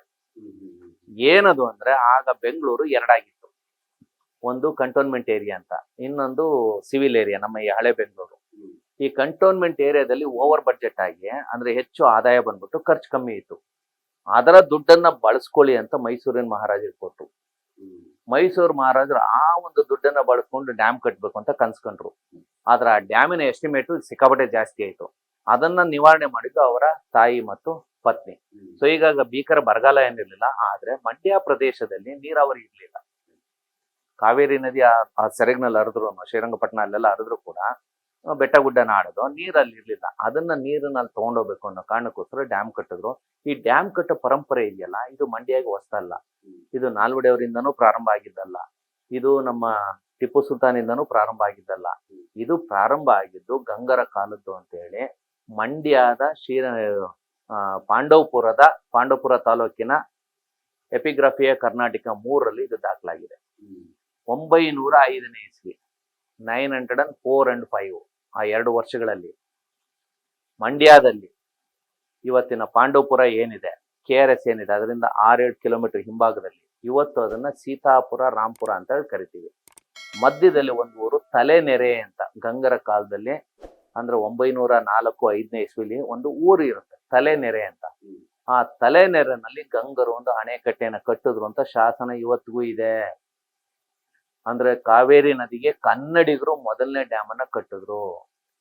ಅದೇ ತರ ಇಡೀ ಕಾವೇರಿ ನದಿ ಕರ್ನಾಟಕ ಮತ್ತು ತಮಿಳುನಾಡಿನಲ್ಲಿ ಹರಿಯುತ್ತಲ್ಲ, ಮೊದಲ ಡ್ಯಾಮ್ ಯಾರು ಕಟ್ಟಿದ್ದು ಅಂದ್ರೆ ತಮಿಳುನಾಡಿನವರ ಪ್ರಕಾರ ಯಾರು ಕರಿಕಾಲ ಚೋಳ ಅನ್ನೋನು 1ನೇ ಶತಮಾನದಲ್ಲಿ ಒಂದು ಡ್ಯಾಮ್ ಕಟ್ಟಿದ ತಮಿಳುನಾಡಿನಲ್ಲಿ, ಅದು ಇವತ್ತು ಇದೆ ಅಂತ ಹೇಳ್ತಾರೆ.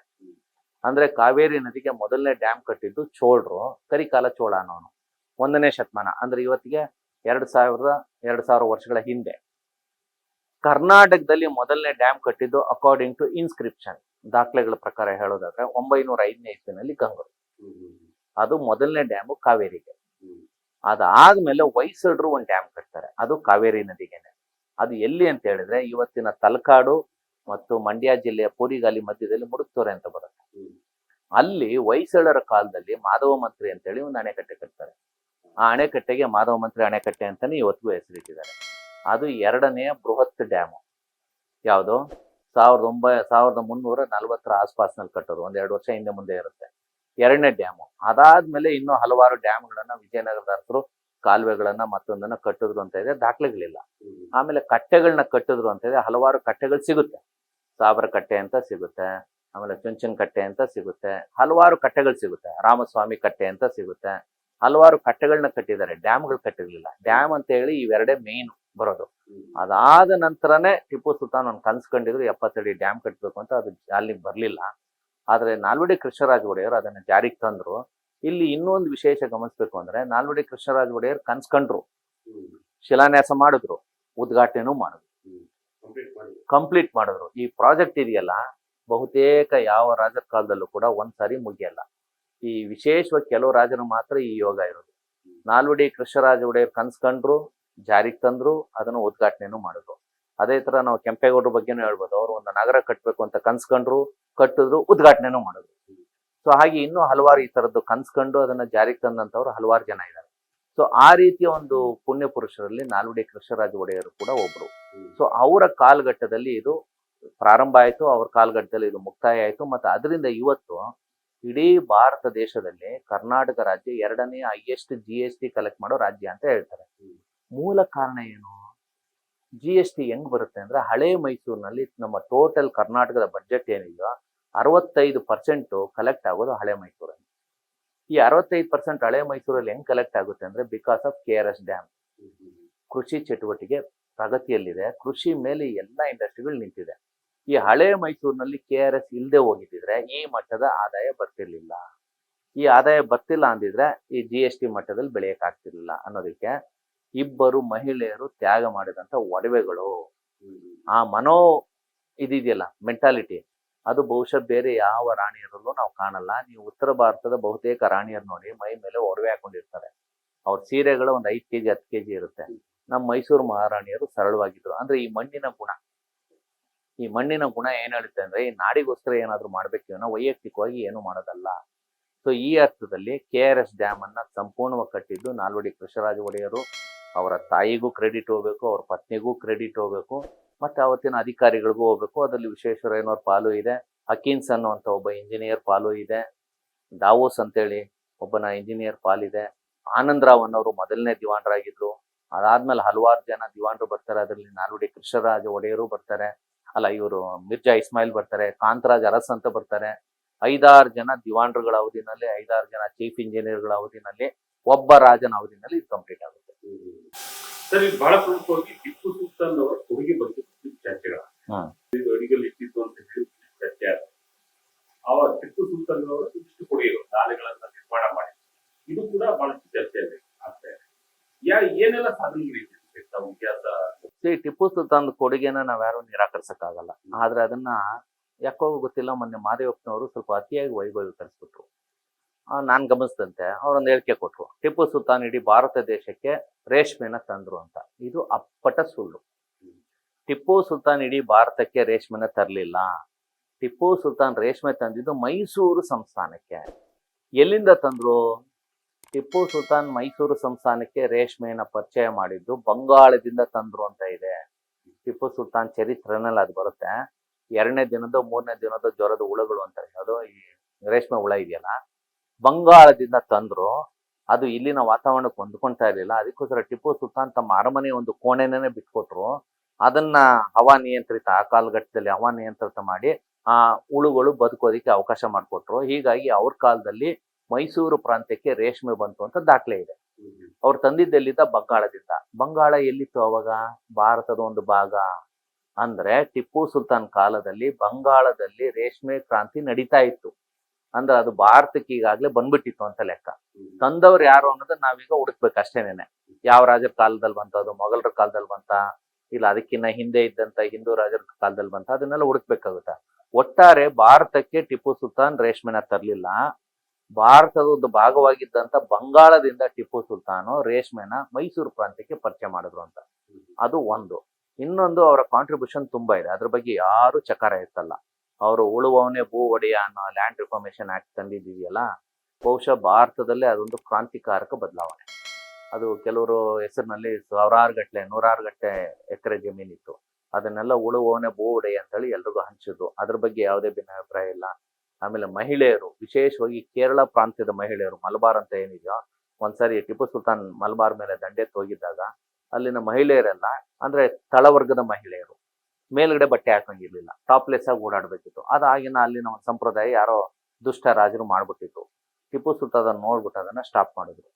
ಶ್ರೀರಂಗಪಟ್ಟಣದಿಂದ ತಾನ್ ಗಟ್ಲೆ ಬಟ್ಟೆ ತರಿಸ್ಕೊಂಡು ಆ ಮಹಿಳೆಯರಿಗೆಲ್ಲ ಹಂಚಿದ್ರು ಅಂತ ದಾಖಲೆ ಇದೆ. ಅಂದ್ರೆ ಮಹಿಳೆಯರಿಗೆ ಗೌರವನ ಕೊಡಬೇಕು ಅನ್ನೋದನ್ನ ಟಿಪ್ಪು ಸುಲ್ತಾನ್ ಜಾರಿಗೆ ತಂದಿದ್ರು. ಮತ್ತೆ ಸ್ವತಃ ಅವರ ಊರಲ್ಲೇ ರಾಜಧಾನಿ ಶ್ರೀರಂಗಪಟ್ಟಣದಲ್ಲೇ ಒಬ್ಳು ಚಬ್ಬಲ್ ರಾಣಿ ಅನ್ನೋಳು ಎಂಡ ಮಾಡ್ತಾ ಇದ್ಲು. ಅವಳಿಗೆ ಕ್ರೂರವಾದ ಶಿಕ್ಷೆ ಕೊಟ್ಟಿದ್ದಾರೆ. ಮದ್ಯಪಾನ ಮಾಡಂಗಿಲ್ಲ, ಯುವಕರೆಲ್ಲ ಹಾಳಾಗ್ತಾರೆ, ಯಾರು ಕುಡಿಬಾರ್ದು, ಅದನ್ನ ಮಾರಾಟ ಮಾಡಿದ್ರು ಇವಳು ಅಪರಾಧ ಮಾಡಿದಾಳೆ ಅಂತ ಅವಳಿಗೆ ಕ್ರೂರವಾದ ಶಿಕ್ಷೆ ಕೊಡ್ತಾರೆ. ಅಂದ್ರೆ ಮದ್ಯಪಾನ ಇರ್ಲಿಲ್ಲ. ಮತ್ತೆ 5 ಇಂಡಸ್ಟ್ರಿಯಲ್ ಟೌನ್ಶಿಪ್ ಅಂತ ಮಾಡ್ತಾರೆ. ಅದನ್ನ ತಾರಾಮಂಡಲ್ ಅಂತ ಹೇಳಿ ನಾವು ಕರಿತೀವಿ. ಅಂದ್ರೆ ಟಿಪ್ಪು ಸುಲ್ತಾನ್ ಕಾಲದಲ್ಲಿ ಫ್ರೆಂಚರ ಜೊತೆ ಒಳ್ಳೆ ಸಂಪರ್ಕ ಇತ್ತು. ಅಲ್ಲಿಂದ ತಂತ್ರಜ್ಞರನ್ನ ಕರೆಸಿ ಹಲವಾರು ಅಭಿವೃದ್ಧಿ ಕೆಲಸ ಮಾಡಬೇಕು ಅಂತ ಹೇಳಿ 5 ಟೌನ್ಶಿಪ್ ಮಾಡ್ತಾರೆ. ಅದರಲ್ಲಿ 1 ಮೈಸೂರು, 2ನೇದು ಶ್ರೀರಂಗಪಟ್ಟಣ, 3ನೇದು ಬೆಂಗಳೂರು, 4ನೇದು ಚಿತ್ರದುರ್ಗ, 5ನೇದು ಬಿದನೂರು. ಬೆಂಗಳೂರಿನಲ್ಲಿ ಇವತ್ತಿಗೂ ಕೂಡ ಈ ಪೇಟೆಗಳಿದೆ ಅಲ್ಲ, 64 ಪೇಟೆ ಕೆಂಪೇಗೌಡರ ಕಾಲದ್ದು, ತಾರಾಮಂಡಲ್ ಪೇಟೆ ಅಂತಾನು ಟಿಪ್ಪು ಸುಲ್ತಾನ್ ಕಾಲದಲ್ಲಿ ಒಂದಿತ್ತು. ಇವತ್ತಿಗೂ ತಾರಾಮಂಡಲ್ ಪೇಟೆ ಅಂತ ಇದೆ. ಈ ತಾರಾಮಂಡಲ್ ಪೇಟೆ ಅಂದ್ರೆ it is nothing but industrial township. ಆ ಕ್ರಾಂತಿಯನ್ನೆಲ್ಲ ಟಿಪ್ಪು ಸುಲ್ತಾನ್ ಮಾಡಿದ್ದಾರೆ. ಆಮೇಲೆ ಹೈವೇ ಮಾಡಿದ್ದಾರೆ. ಇವತ್ತು ಶ್ರೀರಂಗಪಟ್ಟಣದಿಂದ ಬೀದರ್ಗೆ ಏನು ಒಂದು ನಮ್ಮ ರಾಜ್ಯ ಸರ್ಕಾರ ಡೆವಲಪ್ ಮಾಡಿದೆಯಲ್ಲ ಹೈವೇ, ಅದರ ಮೂಲ ಕಾನ್ಸೆಪ್ಟ್ ಟಿಪ್ಪು ಸುಲ್ತಾನ್ ಕಾಲಿದ್ದೇನೆ. ಅಂದ್ರೆ ರಸ್ತೆ ಮಾಡೋದಿರ್ಬೋದು, ನೀರಾವರಿ ಕೆಲಸ ಇರ್ಬೋದು, ಬೇರೆ ಬೇರೆ ಒಳ್ಳೆ ಕೆಲಸಗಳನ್ನು ಮಾಡಿದ್ದಾರೆ. ಅವ್ರ ಬಗ್ಗೆ ಪರ ವಿರೋಧ 2 ಅಭಿಪ್ರಾಯಗಳಿದಾವೆ. ಕೆಲವರು ವೈಭವೀಕರಿಸ್ತಾರೆ, ಇನ್ ಕೆಲವರು ಸುಮ್ಮನೆ ಟೀಕೆನೂ ಮಾಡ್ತಾ ಹೋಗ್ತಾರೆ. ನಮ್ಮ ಭಾರತೀಯ ಪರಂಪರೆ ಏನ್ ಹೇಳುತ್ತೆ ಅಂದ್ರೆ ಹಂಸ ಕ್ಷೀರ ನ್ಯಾಯ ಅಂತ ನಾವು ಹೇಳ್ಬೇಕು. ಅಂದ್ರೆ ಹಾಲ್ ಬೇರೆ ನೀರ್ ಬೇರೆ ಅನ್ನೋದಿದೆಯಲ್ಲ, ಅದ್ರ ಪ್ರಕಾರ ಅವ್ರು ಹೇಳ್ತಾ ಹೋದ್ರೆ ಒಳ್ಳೆಯ ಗುಣಗಳೇನಿದೆ ಅದನ್ನ ಪಟ್ಟಿ ಮಾಡ್ಬೇಕು, ಅದಷ್ಟೇ ಹೇಳ್ಬೇಕು ಅನ್ನೋದು ನಮ್ಮ ಪರಂಪರೆ. ಸೊ ಹೀಗಾಗಿ ಟಿಪ್ಪು ಸುಲ್ತಾನ್ ಒಳ್ಳೆ ಕೆಲಸಗಳನ್ನು ಮಾಡಿದ್ದಾರೆ. ಅವ್ರು ಒಂದ್ ವೇಳೆ 3ನೇ ಮೈಸೂರು ವಾರ ಆಗದೆ ಹೋಗಿದ್ದಿದ್ರೆ ಅವ್ರು ಡ್ಯಾಮ್ ಕಟ್ಟಿರೋರು, ಅದ್ರ ಬಗ್ಗೆ ಯಾವುದೇ ಸಂಶಯ ಇಲ್ಲ. ಆದ್ರೆ 3ನೇ ಮೈಸೂರು ವಾರ ಆದ್ಮೇಲೆ ಅವ್ರ ಹತ್ರ ಹಣ ಇರ್ಲಿಲ್ಲ. 4ನೇ ಮೈಸೂರು ವಾರಲ್ಲಿ ಅವರೇ ತೀರ್ಕೊಂಡ್ಬಿಟ್ರು. ಹೀಗಾಗಿ ಡ್ಯಾಮ್ ಅನ್ನೋದು ಕನಸಾಗಿ ಉಳ್ಕೊಂತು ಅಷ್ಟೇ. ಕನಸು ಕಾಣೋದು ಬೇರೆ, ನನ್ಸು ಮಾಡೋದು ಬೇರೆ. ಈಗ ನಾವೆಲ್ಲ ಕನ್ಸ್ಕೊಂಡಿದ್ವಿ IAS ಆಗ್ಬೇಕು ಅಂತ, ಪ್ರಯತ್ನ ಪಟ್ವಿ, ಆಗ್ಲಿಲ್ಲ. ಈಗ ನಾನು ಕನ್ಸ್ಕೊಂಡಿದ್ದೆ ಇವತ್ತು ಅಲ್ಲೋ ಕೂತ್ಕೊಂತೀನಿ ಅಂದ್ರೆ ಆಗಲ್ಲ. ಅಥವಾ ನನ್ನನ್ನು ಯಾರಾದ್ರೂ ನಮ್ಮ ತಾತ IAS ಮಾಡಿದ್ರು ಅಂತ ಹೇಳಕ್ಕೂ ಆಗಲ್ಲ. ಅದು ಕನ್ಸಷ್ಟೇ. ಬಟ್ ನನ್ಸ್ ಮಾಡ್ಬೇಕಾದ್ರೆ ಕಷ್ಟ ಬಿದ್ದು ಯಾರೋ ಅಲ್ಲಿ ಕೂತಿರ್ತಾರಲ್ಲ ಅವ್ರಿಗೆ ಕ್ರೆಡಿಟ್ ಹೋಗುತ್ತೆ. ಆ ಕೆಲಸವನ್ನ ನಾಲ್ವಡಿಯವರು ಮಾಡಿದ್ರು. ನನ್ಸ್ ಮಾಡ್ಬೇಕು, ದಟ್ ಈಸ್ ವೆರಿ ಇಂಪಾರ್ಟೆಂಟ್. ಕನ್ಸ್ ಕಾಣೋದು ಸುಲಭ, ಏನ್ ಬೇಕಾದ್ರೂ ಕನ್ಸ್ ಕಾಣ್ಬೋದು. ಬಟ್ ನನ್ಸ್ ಮಾಡೋ ಕೆಪಾಸಿಟಿ ಬೇಕು. ಆಮೇಲೆ ಸಮಯ ನಮಗೆ ಕೂಡ್ ಬರ್ಬೇಕು.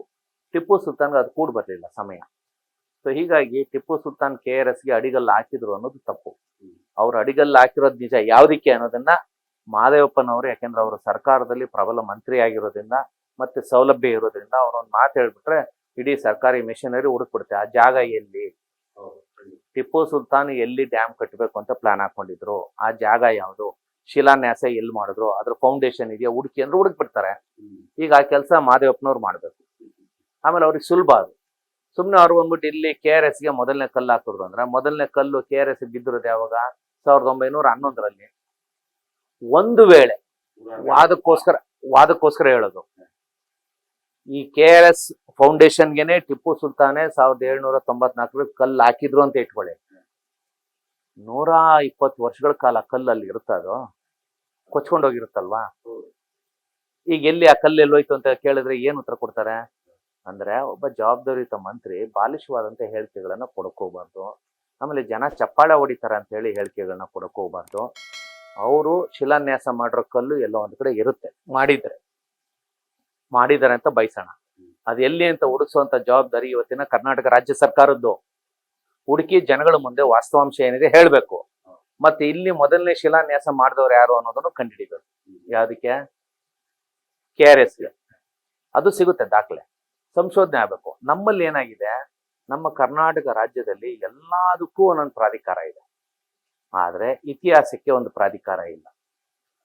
ಹೀಗಾಗಿ ರಾಜ್ಯ ಸರ್ಕಾರ ಈಗಲಾದ್ರೂ ಒಂದು ಇತಿಹಾಸ ಪ್ರಾಧಿಕಾರ ಅಂತ ಮಾಡಿ ಈ ತರ ವಾಸ್ತವಾಂಶದಿಂದ ಕೂಡುವಂತ ಸತ್ಯಗಳನ್ನ ಜನಗಳ ಮುಂದೆ ಇಡುವಂತ ಪ್ರಯತ್ನ ಪಡ್ಬೇಕು. ಇಲ್ಲ ಅಂದ್ರೆ ಯಾರೋ ಮಂತ್ರಿಗೆ ಯಾರೋ ಒಂದ್ 4 ಜನ ಅಭಿಮಾನಿಗಳಿರ್ತಾರೆ, ಅವ್ರು ಬಂದು ಅವ್ರು ಹೇಳಿದ್ದೇ ಇತಿಹಾಸ ಆಗ್ಬಿಡುತ್ತೆ. ಆ ರೀತಿ ಈಗ ಆಗಿರೋದು. ಆಮೇಲೆ ನಮ್ಮಲ್ಲಿ ಇನ್ನೂ ಒಂದು ಬಹಳ ಘಂಟಾಘೋಷವಾಗಿ ಹೇಳ್ತೀನಿ, ಧೈರ್ಯದಿಂದ ಹೇಳ್ತೀನಿ, ಇತಿಹಾಸವನ್ನ ಎಲ್ಲರೂ ಹೇಳಕ್ ಹೋಗ್ತಿದ್ದಾರೆ ನಮ್ಮ ಕರ್ನಾಟಕದಲ್ಲಿ. ಬಹಳ ದೊಡ್ಡ ತಪ್ಪು. ಅವ್ರು ಓದಿರೋದೇ ಒಂದು, ಎಲ್ಲ ಒಂದು ಇತಿಹಾಸ ಹೇಳ್ತಾರೆ. ಅವ್ರು ಏನ್ ಓದಿರ್ತಾರೆ, ನೇರವಾಗಿ ವಿಷಯಕ್ಕೆ ಬರೋದಾದ್ರೆ ಕನ್ನಡ ಓದಿರ್ತಾರೆ, ಕನ್ನಡ ಮೇಷ್ಟ್ರು. ಅವರು ಮಹಾಕಾವ್ಯದ ಬಗ್ಗೆ, ಛಂದಸ್ ಬಗ್ಗೆ, ವ್ಯಾಕರಣದ ಬಗ್ಗೆ, ಕಾಗುಣಿತದ ಬಗ್ಗೆ ಮಾತಾಡ್ಬೇಕೇ ವಿನ ಇತಿಹಾಸದ ಬಗ್ಗೆ ಅಲ್ಲ. ಈಗ ನಾವು ನೋಡ್ತಾ ಇದೀವಿ, ನಮ್ಮ ಬಹುತೇಕ ಬುದ್ಧಿಜೀವಿಗಳು ಯಾರಿದ್ದಾರೆ ಕರ್ನಾಟಕದಲ್ಲಿ, ಅವ್ರು ಏನೇನೋ ಓದ್ಕೊಂಡಿರ್ತಾರೆ, ಇಲ್ಲಿ ಬಂದ್ಬಿಟ್ಟು ಎಲ್ಲ ಇತಿಹಾಸ ಮಾತಾಡ್ತಾರೆ.